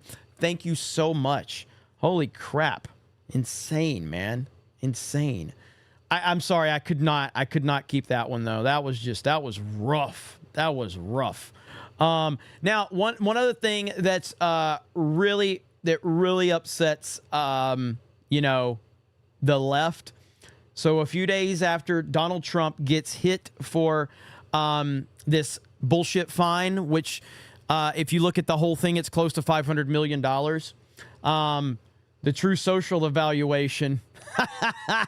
Category, is there any good financial news for Trump? Yeah, so very interesting. And Audie, in fact, was the one who pointed this out to me. Trump's Truth Social share worth. So back in 2022, it was about $700 million. Last year, it was less than $100 million. But there's this idea, essentially, that Truth Social will, in fact, be able to go public. And how much would Trump's shares be worth if it does, in fact, go public? It could be upwards of $4 billion. That's billion with a B, not million with an M. Now, of course, keep in mind that Trump can't sell these stocks for another 6 months. But the fact is, we've had all this bad news for Trump. This could be good financial news for Donald Trump. The man just keeps on winning. They cannot stop the Don. No matter what they do, they can't stop the Don. And this is what drives them crazy. It's what goes back to what I said. They can't stand that they can't control him. How many people have you heard over the last 4 years say that, Donald Trump is just part of the problem? He's just part of the corrupt system. He's just you are retarded if you think that. You are absolutely retarded if you think that. Look what they are doing to this man. Look at the lengths they're willing to go. They are willing to break the law. They are willing to lie. They're willing to make up charges. They're willing to make a fool of themselves. They're willing to do anything in their power.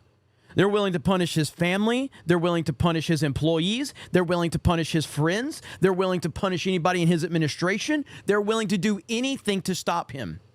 Anything. And they can't. They can't do it.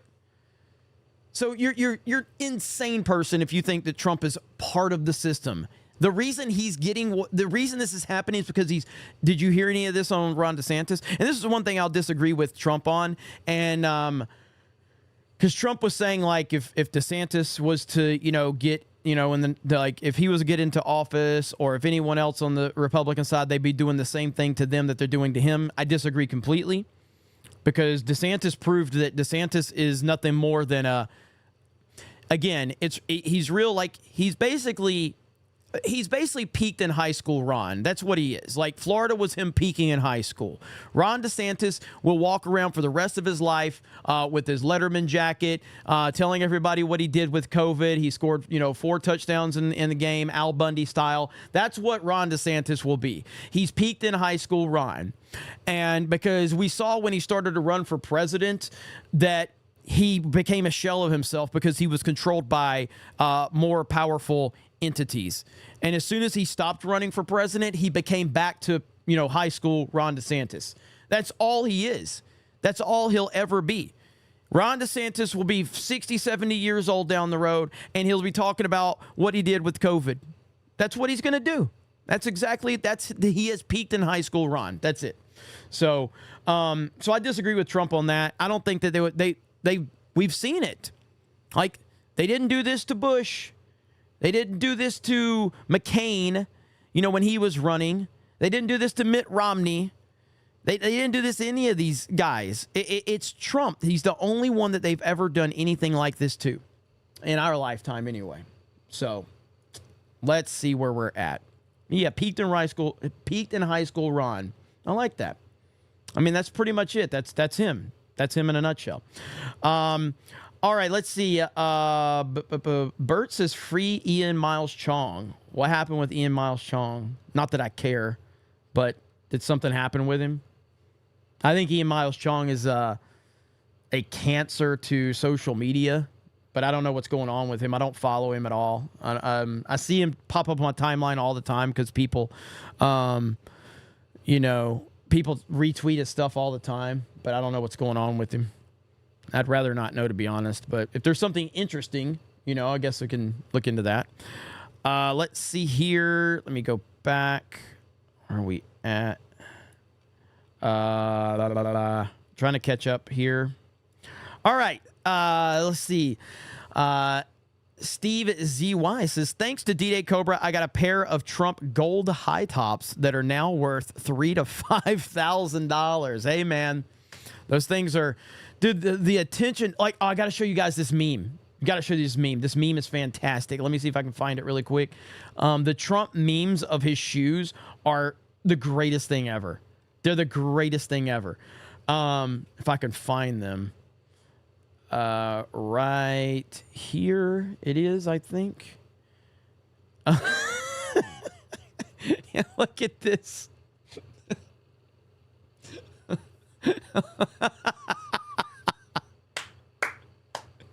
Dude, you may not like it, but this is what peak performance looks like, okay? This is what peak performance looks like right here, all right? You don't have to like it, but this is what an alpha male looks like.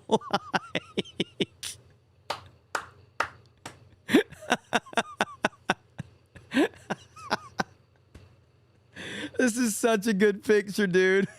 It's so good. And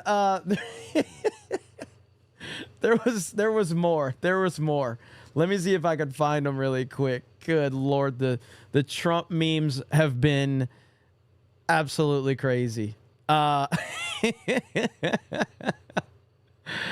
this one. This is from the Silent Meme Majority. All right. So we all remember when old boy got this question. So they memed it right here. MAGA memers are undefeated. All right. MAGA memers are the greatest memers on the planet. They are undefeated. This right here. Did you go to a cabin with Miss Willis ever? Ever? Ever.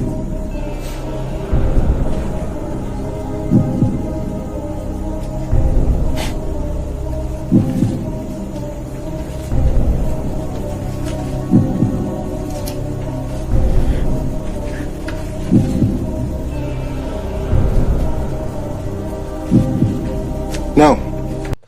Did you go to a cabin with Miss Willis ever? Why did it take him that long to answer the question?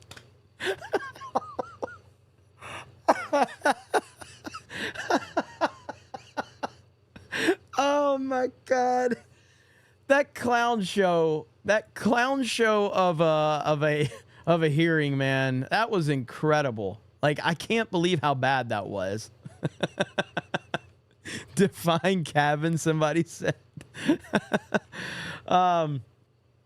This one right here, again, I'm going to apologize in advance for showing this, but I'm going to apologize in advance. So, chat, you're getting my apology right now. Okay? This is going to be a little rough. Okay? It's going to be a little rough. Okay? So, here we go. This is the neighborhood, and you are not welcome. That's why I need to be here.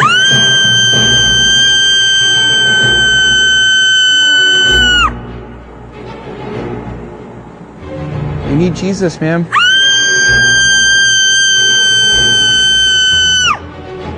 He can save you. He can give you a new heart. God can give you a new heart so that you love what God loves. No, that's irrational.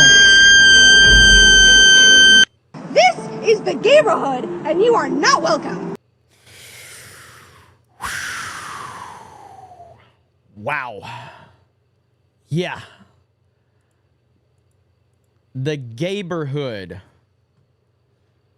The gayborhood, ladies and gentlemen. My goodness, what is wrong with these weirdos? That was just deranged. Deranged beyond belief. Holy crap, what's wrong with these people, man?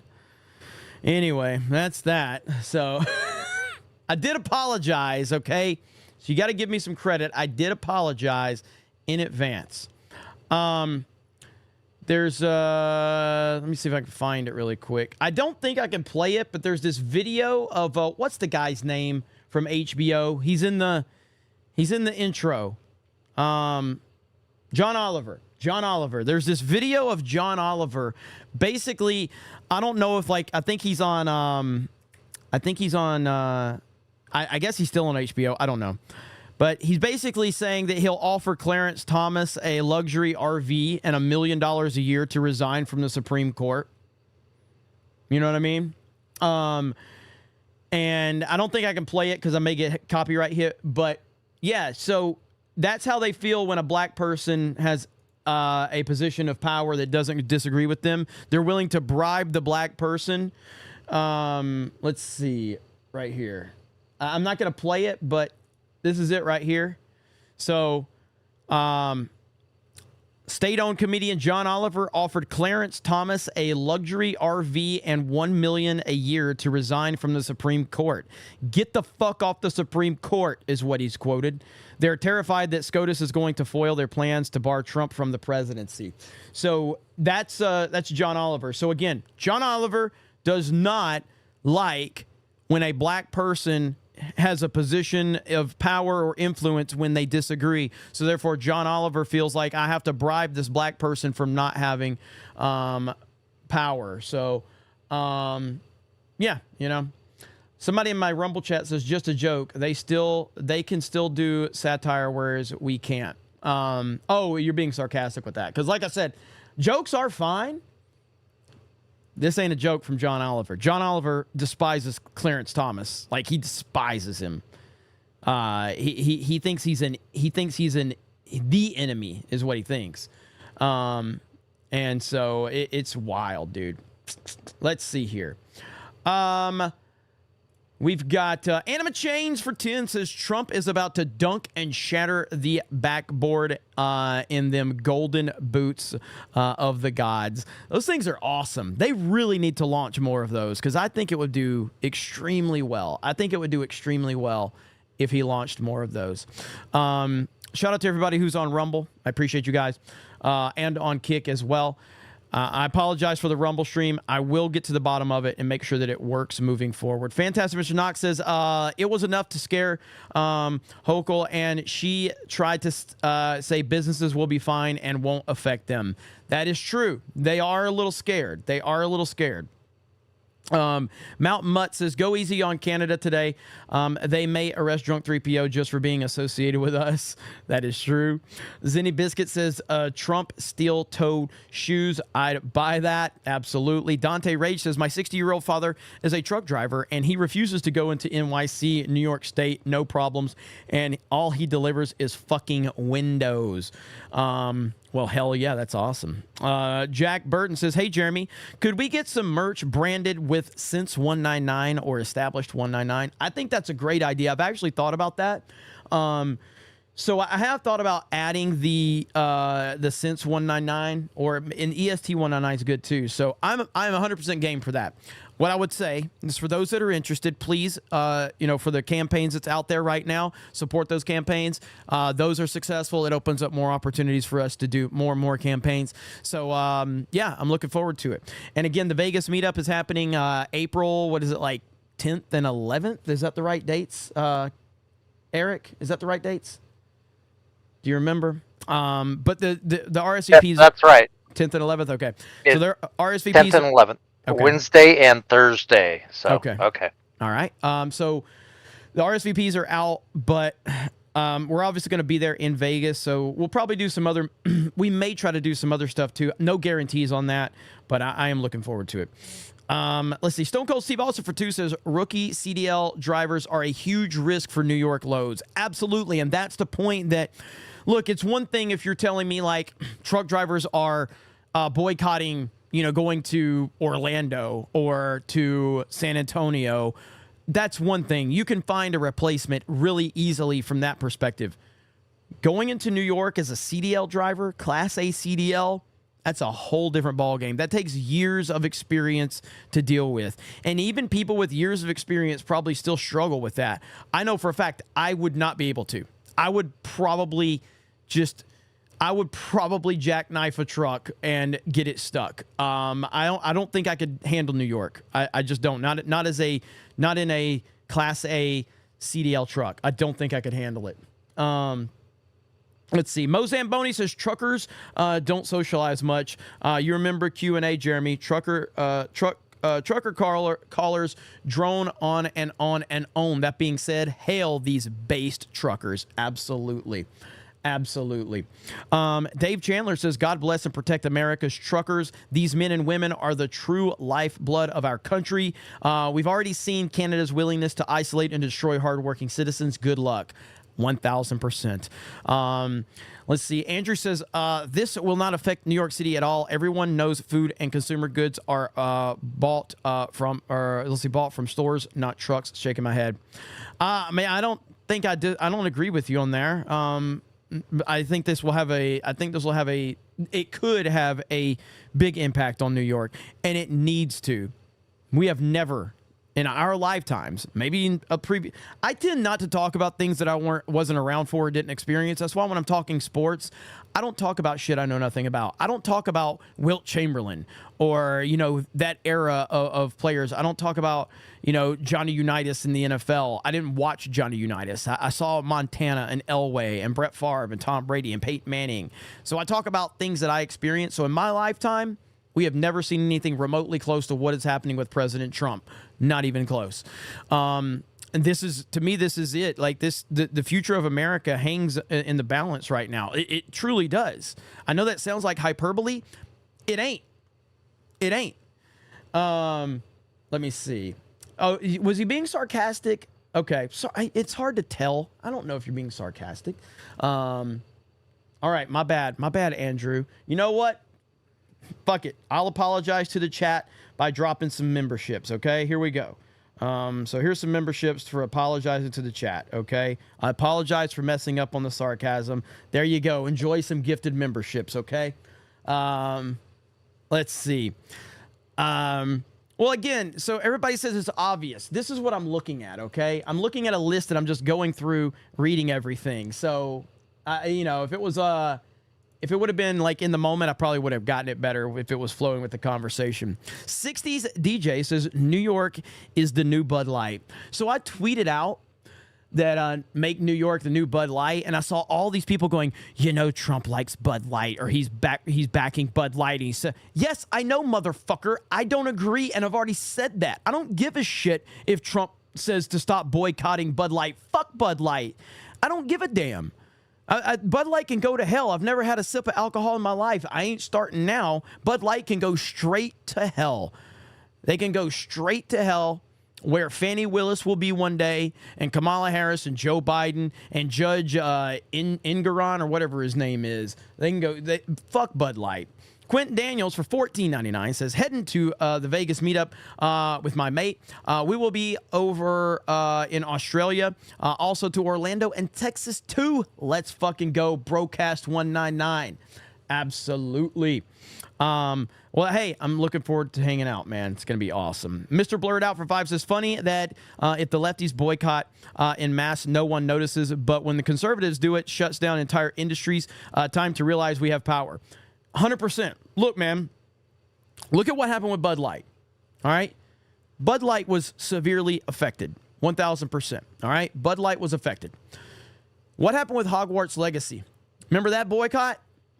Hogwarts Legacy, all the SJWs were, we're going to boycott Hogwarts Legacy, the Harry Potter game, because J.K. Rowling, someone that we agree with on literally 99% of issues, but yet there's one thing that she says that the social justice freaks don't like, so they're going to boycott the game. Do you know what happened with the game? It was the best-selling game of 2023. The best-selling video game of 2023. How did your boycott work? You fucking weirdos. So yeah, I mean, conservatives do have buying power. They do. And they need to realize that. Eric CB says, I don't want to hear anything about Florida and Disney ever again after this. This is what real estate retaliation looks like. Objectively, a cat says, a good question to ask is how many New York retailers will shutter their businesses? The city's asinine shoplifting policy already has them in trouble. What is New York's, like, I mean, I know it's probably got to be similar to, like, Californians and stuff like that. So do they have that rule in New York? So you could basically just walk into a store and steal and there's nothing that they're going to do about it? They can't do anything. Do they have that rule in New York as well? Let's see. Andrew says, big blue cities are dragging down many states that are actually mostly red. Let's see. Alabamian says, Jeremy, the Nikki Haley body count post that she made. Yeah, I do need to talk about that really quickly. Nikki Haley had one of the greatest tweets of all time. All right. Nikki Haley had one of the greatest tweets of all time.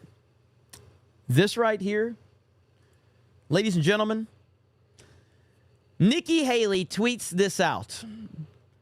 12 fellas down, 1 to go. Bro. How retarded is this woman? This is a person that has no idea what the internet is, okay? This 12 fellas down, 1 to go. Oh my gosh. Dude, the comments are brutal. The comments are brutal. There's El Donnie Trumpo says, hubby still out of town? 3-year Letterman says, Senator, I'm pretty sure my Uncle Gary owns this movie on VHS.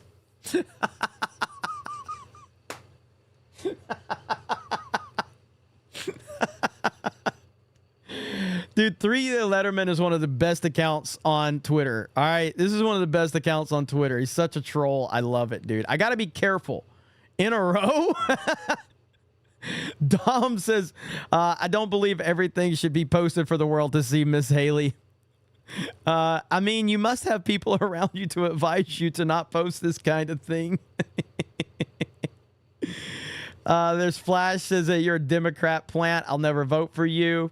Like filling buckets of water to save the Titanic. Don't promote your sex life in a political race, please.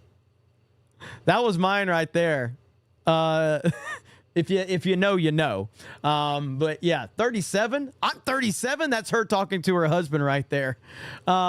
Jay Schwalbach for 50 on Rumble says, please stop using they, them when describing agents persecuting Trump. It's a person. Everyone should know the names of the agents who raided Mar-a-Lago. They could have said no. P.S. Vegas equals August. You are 100% right about that. Like, again, it's such a fine line to try to figure out, but it's like, man, do you really, like, if you're a person that was ordered to raid Mar-a-Lago on behalf of the corrupt Biden administration, where's the line? And I don't know how to answer that question because I've never been put in a position like that. Where's the line? You know what I mean? And, like, I know Tim Pool's made stupid comments before of, like, you know, like, what was it, like, when it came down to, like, stuff like simple stuff, and he's like, just buy a farm, you know? It's like, what are you talking about? You know what I mean? Like, Tim Pool literally bends the knee to YouTube rules just like me, just like everybody else on this platform, but yet he tells people that have, like, jobs and lives and bills to, like, stand up against regimes and don't back down, and, you know, if you need to quit your job, and it's like, well, you don't fucking do that with YouTube, Tim. You sit there and you stay in, you do whatever YouTube tells you to do, just like me, just like everybody else on this platform. You know what I mean? That's a stupid comment to say. So I don't know what I would do in that situation. It would be a very tough predicament to be in, and I do have sympathy for sure. I just, man, it's, to me, like, the raiding of Mar-a-Lago probably will go down as one of the darkest moments in the history of our country from my lifetime. And, like, you raided your political opponent's house with his family there, went through his personal belongings for nothing. It's disgusting, man. It's disgusting. Let's see here. Pam H says, I can't believe I'm on YouTube spending money, but Jeremy is worth it. This is PJ from Rumble, just for clarification. Love you, brother. Well, thank you. I know our Rumble stream has just been fucked tonight. I'm so sorry. And the fact that we still have 127 people, and what a lot of people are doing is on the Rumble chat, they're staying in the chat, but they're watching on Kick. Dedicated, man. Nothing but respect. Fantastic Person Knox says, truckers are the lifeblood of countries. 100% agree. The Gilkman for $4.99. Thank you, Gilkman. David Smart says, hey, Jeremy, when the G&G and Fellowship gonna visit Gotham City, aka NYC? I want to meet ya. Ain't happening no time soon, brother. Not under the current circumstances. I did go. I went to New York City during COVID. Actually, I went to New York City during COVID because we actually did live streams and stuff like that. And honestly, there were a lot of people that were masked up, but there were a lot of people that you could tell were not for that bullshit. You know what I mean? It's just the government's so fucking corrupt, but, you know. That was the last time I've been. Ghost Crusaders TV says, every time he goes in front of large crowds, I get very nervous. Also, his VP has to be a woman. He is not doing well with suburban white women. We'll see. I don't know how much I agree with that. I mean, you know, but I do understand what you're saying. Let's see. Dante Rach says, John Oliver hates riggers. Thank you. John Kennedy says, John Oliver is not American. He eats corn the long way. Hail the 199. Jeremy, you are appreciated. Thank you for what you do. PS 63215. Thank you. Dante Rach says, the only reason John Oliver is in America is he is a failure of a British comedian. Demogeni says, let's see, I was a box truck driver in NYC. Even that is no joke. I believe it, man. I mean, when I was in New York the last time, and I've been to New York a few times, when I'm there, I'm truly astonished at how any delivery drivers get anything done, man. It's rough, man. So Pam H says, see you in Vegas, PJ. Celebrating my 52nd birthday. Well, happy birthday. Happy birthday. Appreciate you. Dumb blonde with big tits for $1 says nothing. That's it. Thank you. Lord Botha for $9.99 says John Oliver used to have a good, funny exposes on little known important issues, but he fell off the deep end after COVID. Also, what he's doing to Justice Thomas is technically full on bribery. It is. I mean, I know they're going to fall back on this. Oh, we're just being funny, but we know he's 100% serious. Neg says, hail the this is the way for truckers. You probably meant hail the 199. Hail the 199. This is the way for truckers. Hard to psyop it this way. Fingers crossed that it actually happens and the truckers get on board. Thank you. Appreciate that. Darian Murphy says, truckers' story is great, but look into investors. Kevin O'Leary from Shark Tank says he will no longer invest in loser New York State after Trump verdict. Yeah, we covered that earlier too. And that's why I think like this, it's bigger than just what we're seeing right in front of us. There's more to this. That's what has to be crucial here. The trucker element is one part. The investor is another part. And there's a lot of people in New York that are silently sitting there going, what the hell is going on? There's no victims in this case. Donald Trump has been a businessman in New York for like since the 80s. Like the man has never been in trouble. And you can't prove that he's done anything wrong, yet you're finding him and telling him he can't do business in New York for 3 years? This is insanity. This is going to have ramifications beyond anything we're going to fully understand.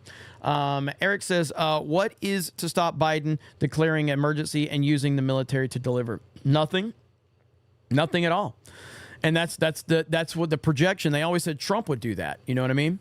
Maldi says, hail the growth of the snake pit. 199 holding the friggin' line. Even if Jer Bear is a fig, you're doing it the right way. Thank you. Cap and Cheese says, Jeremy sits and eats fig Newtons with his legs crossed. I got news for you. That means you gay. Hail chat 199. Thank you. F and Dave, welcome to the snake pit. Grumpy Gen X, welcome to the snake pit. Pam H, welcome to the snake pit. Quentin says, Sonny hasn't been the same since she found out she came from slave owners. Will she pay reparations to the descendants of slaves? I know, that was so funny. Big BT Dosey says, Benny Johnson believes the Dems have already surrendered to Trump and plan on containing him in office. I haven't seen Benny say that. I'd like to see what he thinks. I haven't seen that. Eric Ray says, New York has fucked around and it's time for them to find out. Schick says, vote, pray, stay tuned to CobraCast. Thank you. We've had a great audience tonight. I really appreciate you guys. Sierra Tan says, hail to 199, Trump 2024. Frosted Sleet says, welcome to the snake pit. Thank you. Sensei Shark Bait says, just like the Dems, cherry-picking scripture to spin their propaganda. I had the Fat Fanny meme song on repeat today. Hashtag Dilly Meme Team. Shout out to the Dilly Meme Team. Great Tank says, have you thought about doing Meme Mondays? No, but we can. I'm open to that for sure. Lying Dogface Pony Soldier with a gifted membership. Thank you, Gene. Let's see. Gene C says, John Oliver is offering a payment to a sitting justice, has committed several felonies and violated Section 18 USC 201, 1503, 371, and 1512. Hopefully something comes of it. Don't know, though. Dave Chandler says, I've always wanted to visit NYC, not just for the experience of the city, but the history behind it. Sadly, I don't think I'll be going anytime soon. It is sad because New York City is a beautiful, beautiful place, and it's iconic and it's legendary, and there is so much history there. It's just been ruined by Democrats. It's really bad. Same with Canada. I mean, I've never been to Canada, but I've always wanted to go to Canada. Canada's a beautiful, beautiful country, and, it's so sad that I don't want to step foot there because of what they've become there. But I've always looked at Canada as this beautiful place that I wanted to go visit, and especially like Alberta, it's gorgeous. You know what I mean? But leftists ruin everything. Chris Mills says, you want to F up New York? Let's see. Get the port and trains to join. Dumb Blonde with Big Tits says, would you smash Madam Web cast or the Marvels? I mean, I think we all saw the red carpet. That's a pretty easy answer, okay? Madam web. Jay Schwalbach for 50 says, but if you knew you would have be ID'd as the guard that a person into the oven, you'd be called out as that person who was only following orders. There are some good agents. They must prove it. I do agree. It's a sad world we live in right now. Coalesce says, John Oliver, it's a joke, bro. That's what he will say. That's 100% what he will say. Ian, Let's Go Buck says, best dollar I ever spent on Rumble. Hashtag Fig Newtons. Thank you. All right, we got a little bit more to talk about that I want to discuss. You guys are crazy as hell, man. Give me a second. Let me find this on my bookmarks because it was a comment that... it was from Trump right here. And I didn't get to see Trump's press conference the other day, but he did talk about, back to rocking the MAGA hat, by the way, like Trump should rock the MAGA hat more. He absolutely should. Now, I did not get to see this entire speech, but he had some good stuff that came from it. All you see is bitterness and revenge and hatred. Judge and Gore and just find me $355 million for doing everything right. 355. And these repulsive abuses of power are not just an attack on me. They're really an attack on you and all Americans. It's a disgusting thing. And that's the point I'm trying to make. Like, somebody said this earlier, and I obviously agree with it. I want to say, was it Black Conservative Perspective? I think he had a video where he was talking about it. And but yeah, this is about like setting a tone for anybody else. This is Trump cannot be controlled. And this is about letting everybody know in the future. And even if Trump overcomes this, like, this is still going to strike the fear into anybody who's ever going to want to run for public office in the future. It's like, we are going to ruin your family. We're going to ruin your business. We're going to ruin your relationships. We're going to ruin your legacy. We're going to ruin all of it. They have tried to ruin Donald Trump's legacy. They have tried to rewrite history on Donald Trump. They've tried. They failed up to this point, but they've tried. But again, like, who else? Like, there's not another person that will ever, like, I want to show if I can find it. Let me see if I can find it. Yeah, right here. So this is the man this is one of the most famous people that we've ever seen, okay, in our lifetimes. And they've tried to destroy his entire legacy. Nobody else is going to ever have the prominence that Trump has had that wants to get into office. It might be a billionaire that you didn't hear of that tries to get in, but if he can afford to finance his campaign, they're going to go after him. This is the person that they've tried to tell you is a Nazi. They've tried to tell you he's literally Hitler. They've tried to tell you he's racist. They've tried to tell you that he's this horrible human being that must be stopped. This guy right here. It is my esteemed pleasure to introduce Mr. and Mrs. Donald Trump. Man, that guy's racist. Man, didn't seem like that when you were introducing him onto all of your television shows and all of these movies. Wow. Pretty crazy, isn't it? It's almost like this is a lie. But my point being is that this is a guy that was celebrated by the entire industry, by Hollywood, by the mainstream media, by the business world, by the television world, by all of them. And now because he runs for president, they try to destroy him. It's the Donald! Oh my God! This is the guy. This is the guy that they are trying to destroy. All right? Are you kidding me? Hey,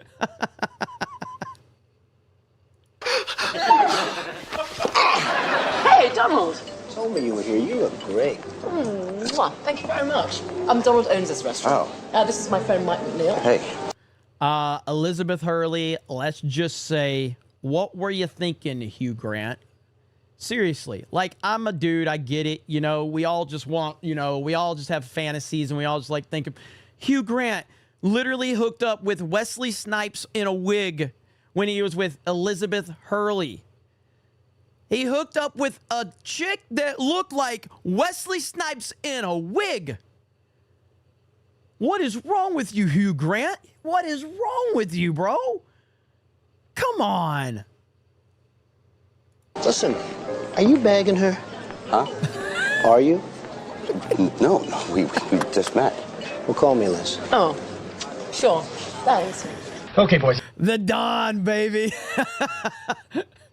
It's time to get serious. So let me tell you that all the money that I win from you tonight is the first income I've gotten that's not been garnished by the Bank of Margot. I hope you have a good lawyer. Hey, Donald, listen, it's 50 cents to open. Okay, here's a news flash. You're rich, all right? And I didn't get rich by throwing away quarters. All right, okay. Samantha, They all loved him. They worshiped him. They treated him like he was the king of the world. And when he started to run for president, they've tried to destroy the man's entire legacy. All of these people, and this video is 3.5 minutes long. There's so much here. There's so much here. That's my point that I'm trying to make. Cosmopolitan, and Donald Trump. You just don't get more New York than that. Look at this right here on the street. It's Donald Trump. What are you, morons? Wade. Trump. I hear Kelson finally dumped you. Not exactly, no. We just came to a mutual understanding that she couldn't bear me for another second. Well, Mike? Sir? Randall? Donald. Mr. Trump. This is unbelievable. Like, look how much they treated him like the king, the biggest celebrity in the world, and now he's literally Hitler. He's the worst human being that's ever existed of all time. And if they can, and they almost succeeded. That's the whole thing, is they almost succeeded in destroying this man's legacy. They almost succeeded in destroying everything, 20, 30 years of history and everything that he accomplished. They've almost did it. And a lesser man would have not been able to withstand all the attacks. A lesser man would have not been able to deal with this. Trump here wrote The Art of the Deal. Then he wrote a new bestseller, The Art of the Comeback. 2 books. Wow.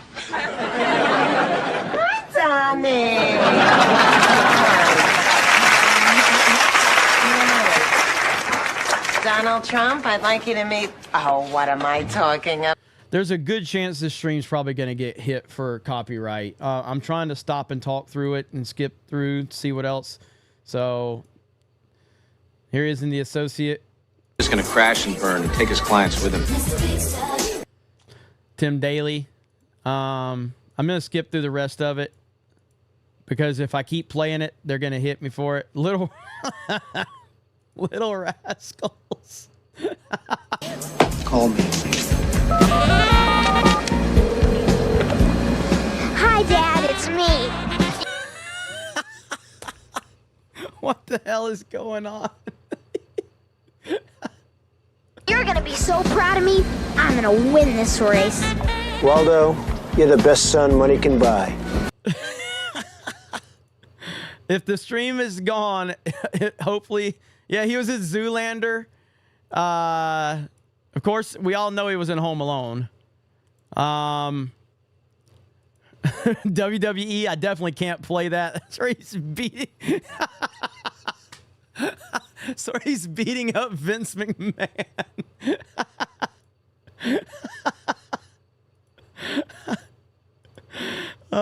Suddenly Susan, Fresh Prince again. So, oh yeah, let's listen to that part. Now project the winner of the presidential race. CNN projects Donald Trump wins the presidency. All the boys for Trump yelling MAGA. All the girls for Trump yelling MAGA. So there you go. So again, that's the guy that the reason I wanted to show that was I'm sure a lot of people don't realize that, yeah, man, like this is one of the most famous people that we've ever seen. And he was in the public eye. He's accomplished more than most. And because he ran for president, they've tried to destroy him. The next person that decides to, like, let's look at somebody like Vivek, okay? Vivek is someone that's obviously very successful businessman, has money. I don't know how much money he has. He's not a billionaire, but he has money. And let's say he decides, like, hey, I'm going to finance my own campaign. I'm going to run. They could destroy Vivek in no time because he's an unknown. They could paint any narrative they want about Vivek, about anything. He's an unknown. Like, Trump had all of this history on his side that was reality. Now, you got a lot of dumb idiots that bought into it, for sure. But that just shows you the power of the mainstream media, which they're not as powerful as they used to be, but it just shows you that they do have that power that they can try to do. If they can almost destroy Donald Trump, who is really safe? But let me see. Where are we at?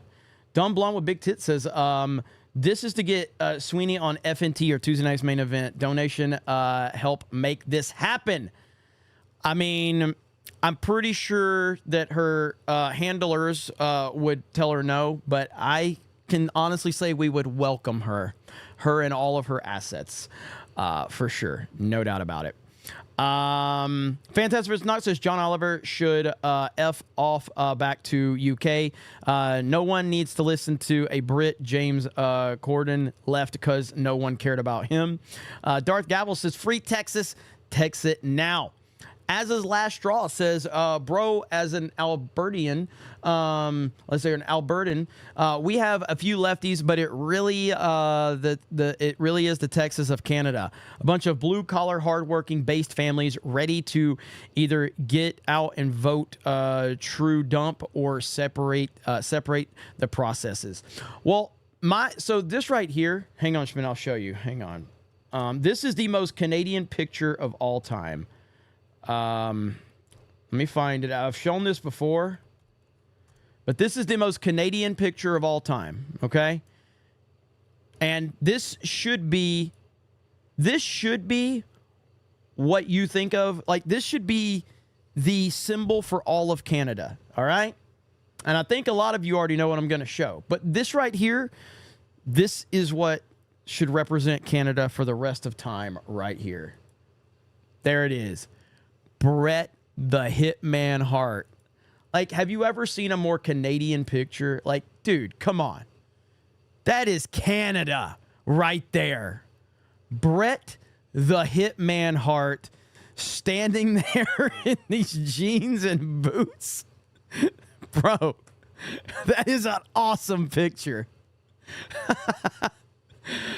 That's what I always think of when I think of, Canada. I think of Bret Hart.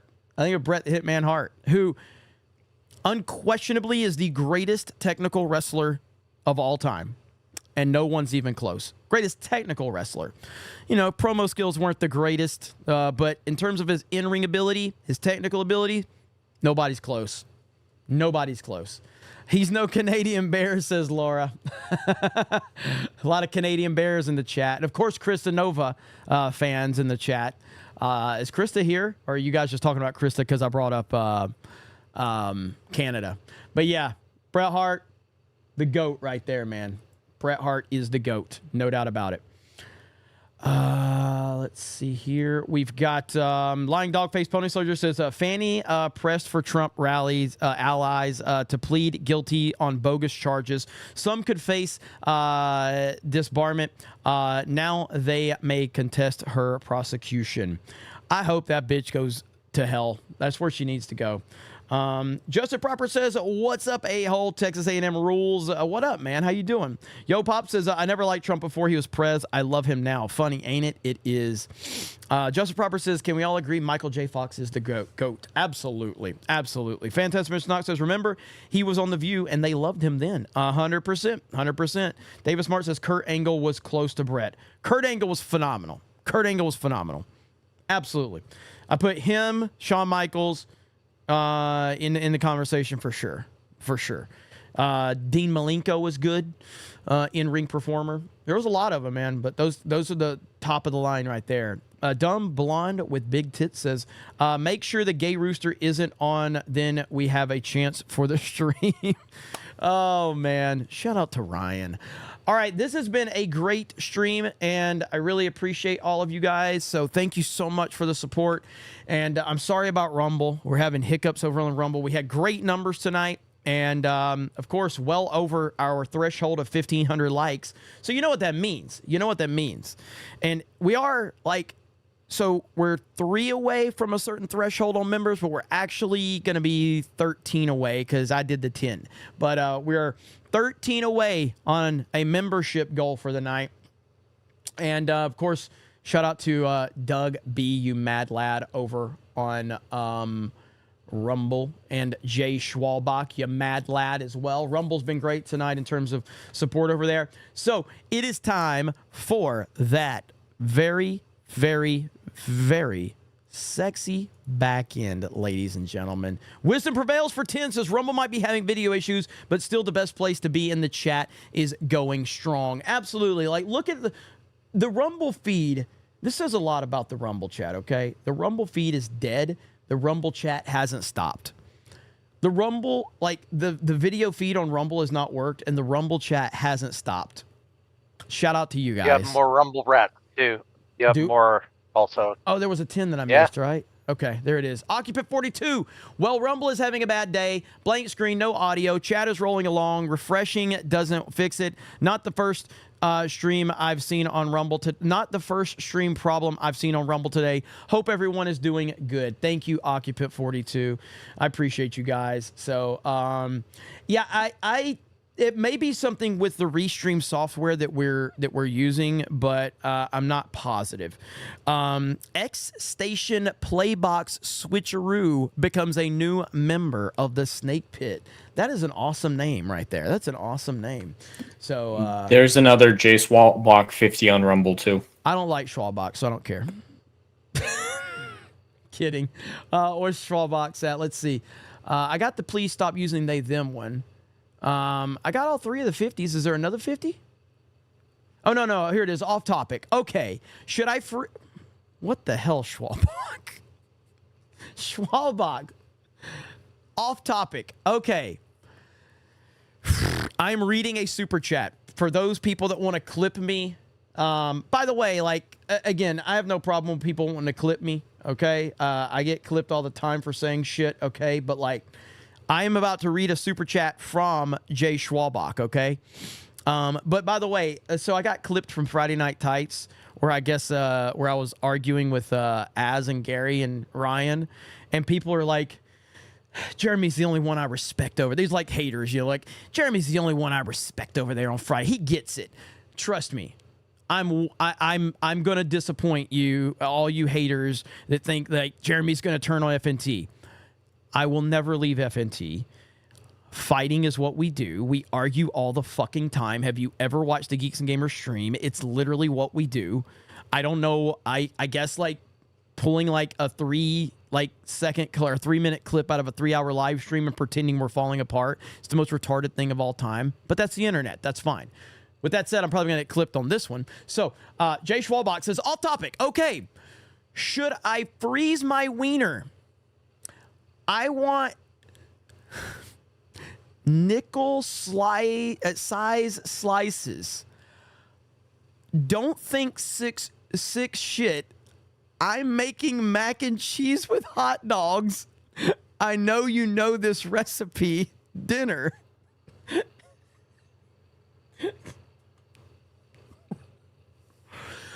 Oh. Maybe I intentionally was skipping that one. Dude, Schwalbach is a fucked up individual, and I say that as the biggest compliment ever, okay? I say that as the biggest compliment ever. So, Roman for the gifted membership. Thank you. DM says, Judge don't need 3 days to throw out Fanny. Dumb. I heard that. All right, let's see. Justin Proper says, as a gay rooster myself, I'm offended. You know how it is around here, Justin. You know how it is. All right. With that said, it's time for Sexy Back End. Ladies and gentlemen, here we go. You know how it is. When we hit 1,500 likes, we show that sexy back end, and boom! And there it is. Look at that. So again, technically 11 away from 100. I mean, I gave 10, so it's still really, we're only one away from 100. But thank you guys so much. 772 in chat revenue. Rumble, let's see, I guess Rumble's going to be at around close to 400 in chat revenue tonight. So Rumble's crushing it. Man, you guys are the best. So thank you so much. This was an awesome stream, and it's always I'm always happy to be back here in Pensacola. I'll be here all week. Geeks and Gamers Daily happening tomorrow. So that's going to be fun. So I hope to see all of you over there for Geeks and Gamers Daily. That is one sexy back end, 1,000%. Look at that. Look at Mick Hawk with the 5 gifted memberships. Boom, boom, boom. Over 100 new members tonight. Thank you. And again, Rumble, I love you guys. I appreciate you guys hanging with us. Kick, see you guys over there. I love you guys. Appreciate you hanging with us. And Lower Lips Liquor gifts a D-Day Cobra membership. I was watching a gaming streamer that I like, and he's awesome. And he had I don't know, he had 900 people watching him or something. And I was watching the chat, and I was just like, man, it is crazy how amazing our chat is, how giving they are and everything like that. It really is amazing. I truly don't know how I ended up in such an amazing group of people, but I really do appreciate you guys. Sensei Shark Bait D-Day Cobra membership, thank you. In terms of a gaming stream, we did announce no Mario Kart stream was happening tonight. With me traveling, Jay's traveling, too much going on. Helldivers, I do own Helldivers. I don't have it installed here. I've got to install it, but I did buy it. I played through the tutorial, and I tried to get online, and it kept timing me out.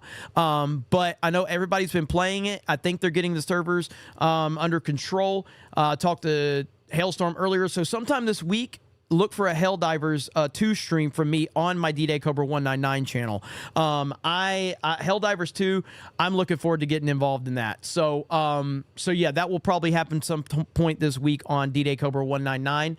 Flag Ninja with the gifted membership. Thank you, Flag Ninja. Fantastic, Mr. Knox. Cause BPM to 1200 says Trump for prison. Oh, we got somebody in the chat going Trump for prison. You do know that's just going to make people super chat, right? And send gifted memberships. If you just come in here and talk shit, again, man, that's... You know what? I got something for you guys. Hang on just a minute. I've got a perfect example. I've got a perfect example of what happens when you try to troll G&G. Okay? This is what happens. You end up making us look cool and awesome. Let me see if I can find this. I hope I don't get hit for this. I hope not. Let's see if I can find it. Whoa, where's it at? It was, well, I don't know why my bookmarks aren't working. Sometimes the bookmarks don't work on Twitter for some weird reason, and I don't know why. It was Scott Hall back in the NWO days, and someone threw something at him, and Scott Hall RIP to Scott Hall, by the way. Scott Hall played it like a true G, dude. I think I have it. If you give me just a second, I can find it. But I looked at it, I said, this is kind of what happens when people try to come troll G&G. You know what I mean? I guess I can't find it. I'm going to search it out, though. Give me a minute. Doug B., you mad lad, dropping a $100 super chat. And says, for my buddy BP MS 1200. Oh, my God, dude. So, okay, this is what happens. This is what just happened to you, BP MS 1200. This is what you just did, okay? You just came in here and you tried to troll, and this is how we handle it. And this is what happens every time. Thank you for the 5 gifties as well. This is how we handle it right here, okay? Sweet!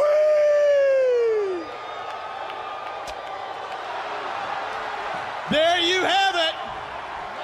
Good shot. Hit him, and Scott Hall wasn't even phased. Scott Hall was not even phased. And that's what happens when you try to come into a G&G or a Cobra Cast chat and try to troll us. You're going to regret it. That's what happened right here.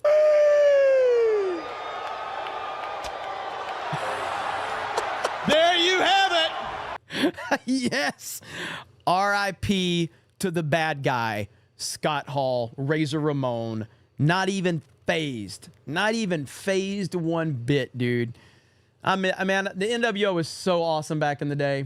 So that's what happens, man. You come in here and try to troll us, we're just gonna fucking meme you, laugh at you, and you know I'm gonna make more money. So I'm all about that. Let's see here, Josh, for those 5 gifties. Thank you, Josh. Appreciate you. Robert says, I work 70 hours a week hauling loads in my semi to keep this this country great moving. Hail the chat 199. Thank you, brother. Appreciate that. Vic Whiplash, same to you. BPMS 1200 with a 50. Woo! Vic Whiplash, hold the line, 199. Lord Botha with the gifted membership as well. Holy crap, guys. Thank you so much. Appreciate you. Oh, man. Good stuff. I don't even see this person in the chat. Oh, there it is. Where's my cut, punk?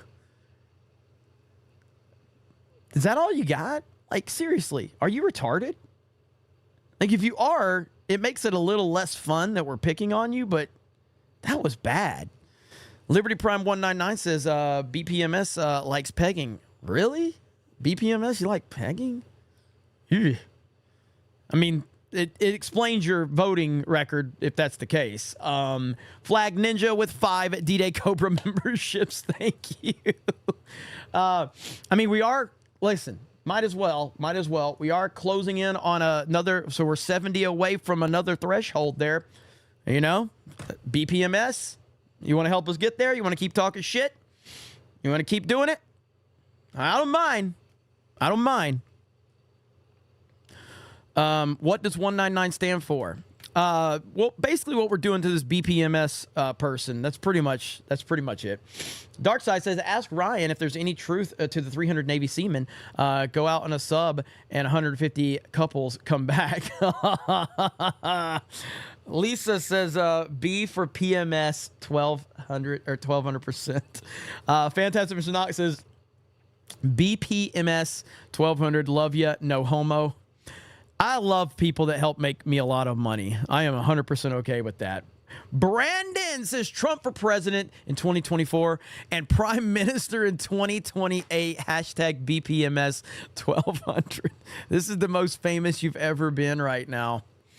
Lying Dogface Pony Soldier with a gifted membership. Thank you so much.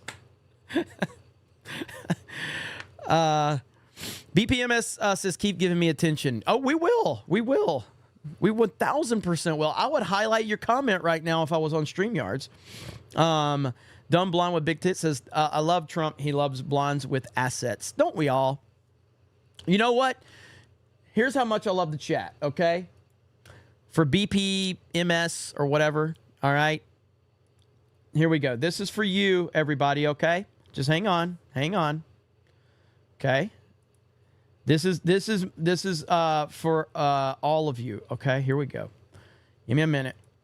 I love the chat and listen, just being honest. Okay, like I did make you guys have to see Peekaboo James, which is obviously not fun. So I'm here to make up for it. Okay, I'm here to make up for it. Give me just a second. This should make up for it, okay? This should make up for it. Here we go, chat, all right? Sydney Sweeney in her dress right there, okay? This tweet has 25 million impressions, 95,000 likes, okay? So there you go. I mean, that's the way you think the chat, okay? Look at the chat going crazy. I love this chat, dude. All is forgiven, Jeremy says, laughing man. All is forgiven. But yeah, that's she's talented. She's very talented. I respect her. I respect her talent. Respect women. I agree. We should all respect women. We should respect women like this at least 3 to 4 times a day. Okay. I think that's exactly right. We should respect her. So, all right, guys. Thank you so much. Let me see. Did I miss any more super chats? Let's see. Rude Collie says, attention. Hell yeah. Ian says, let's see. Ben pegged Minnie Summers 1200. That's his name. Alan Tanasi says BPMS owns a cornfield, but I can't confirm. DM says libs like cheap RC at BPMS 1200 won't super chat. This is true. Dumb Blonde with Big Tit says it is gay. I would let Sweeney. I'm not gonna say it because it'll get clipped. Jared the American says BPMS watches Mr. Hands religiously. Wolf says Sweeney or Haba. Haba. Yeah. I'd still take Alina Haba over Sydney Sweeney. Yeah. I would still take Alina Haba. Yep. Absolutely. Dark Ray Breeze Vision says Brie Larson over Mid Sweeney. Also, Lost Tales really the type of nougat to pre-order Jarth Shaniqua's lightsaber. Kevin Hunts for 50 says Trump needs to deport the Mexicans and the Jews. Orange juice, maybe. God damn it, Kevin. I tried to say that a little bit differently. Dumb blonde with big tits says, so it's not gay. All right, there we go. Juicy Smollett is what he meant to say. Juicy Smollett. The juicy Smollett. Usually with Kevin, I already know that I have to be careful reading his super chats. I don't know how he gets them past the YouTube ban hammers, but usually I'm like, all right, got to navigate through this. But hey, it is what it is. And then really quick, let me check. We're almost wrapped up here. Let's see. Refresh Streamlabs. Make sure we're good. Again, please don't forget to go to. Is that one? That. Got that. Okay, cool. That was on the 16th. All right. Please go over to 221B Tactical. Get your 199 hat. And the 199 bags. Those will be available for a little over another week for both of them, but they will be temporarily available, but not for long. So go get them while you can. You want a Sweeney versus Haba poll. All right, here we go. Let's see. Start the poll. All right, so Sydney Sweeney versus Haba. All right, there he goes, right here. Sweeney versus Haba, right there. What's the check gonna say? We still have 2,200 people here. It's just crazy. So there's the poll right there. And there's Cam Man dropping links. Thank you, Cam Man. Thank you, Eric, for dropping those links. Are the Flex Fit hats live? Not yet. Still working on getting those. So these are the snapback hats right now. Snapback hat. Mill Ham says a BPMS, a butt plugged man sniffer. Alabamian says, I got that one. Haba, yeah, I figured Haba would win. So Alina Haba is winning right now, 67% to 33%. I'll give it to 500 votes, and I'll call it at 500 votes. We'll call it at 500. Let's see. That is true. Sweeney's just Hollywood degenerate. Probably. I don't know much about her. I really only became aware of her with her red carpet appearance, which I respected. I respect the red carpet appearance. It's a good appearance. But Alina Haba, she's the whole package. She's basically since Lex Luger is no longer wrestling with the nickname the Total Package, Alina Haba is the total package. Okay. That's what she is, 100%. Yeah, Alina, can she get up to 70% of the vote with 150 votes left? We will see. Hey, but the weirdo, the hater in the chat, you are welcome to be here every single week. I haven't seen MCU Fan in a few days, so I don't know where MCU Fan is, but we're always looking for it, and we'll determine if you're actually like, are you a legitimate hater, or are you kind of like a fun troll hater? Either way is fine with us. We don't mind, but we'll eventually figure that out. And you're welcome to be here. You know, you can put your football helmet on. You can go outside. It doesn't matter how many times you fall down. Doesn't matter. You know, if you run into things, run into the wall, as long as you got your helmet on, you'll be okay. You know, so it's not a big deal. Not a big deal. All right, so we got less than 100 votes to go. We're shutting the poll down, and then it's Sabaton time, ladies and gentlemen, so thank you so much. Eric had the best answer. He said, I'll take both. That's a good answer, Eric. It's a good answer. Nerdotic says, the only answer is yes. That is true. That is true.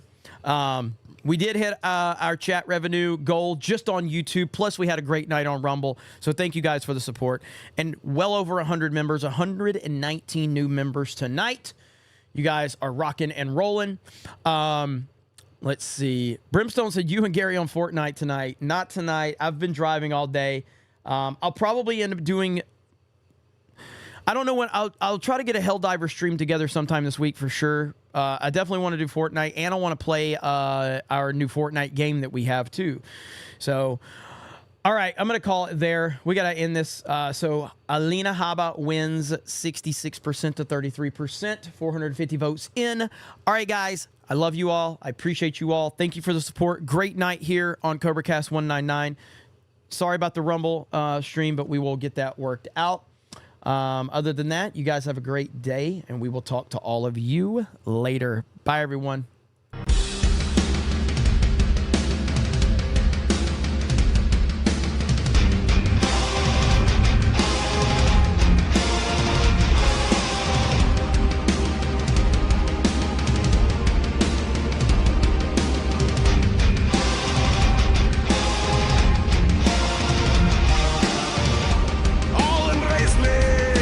It's my time to rule at last.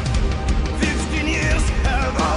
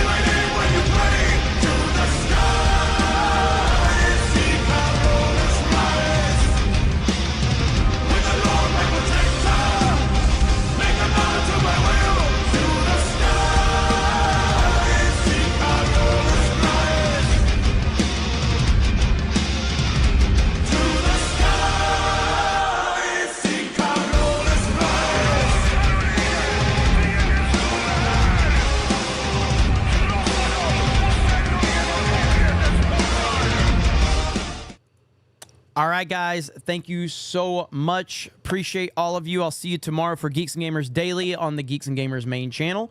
Other than that, have a great night, and we will talk to all of you later. Bye, everyone.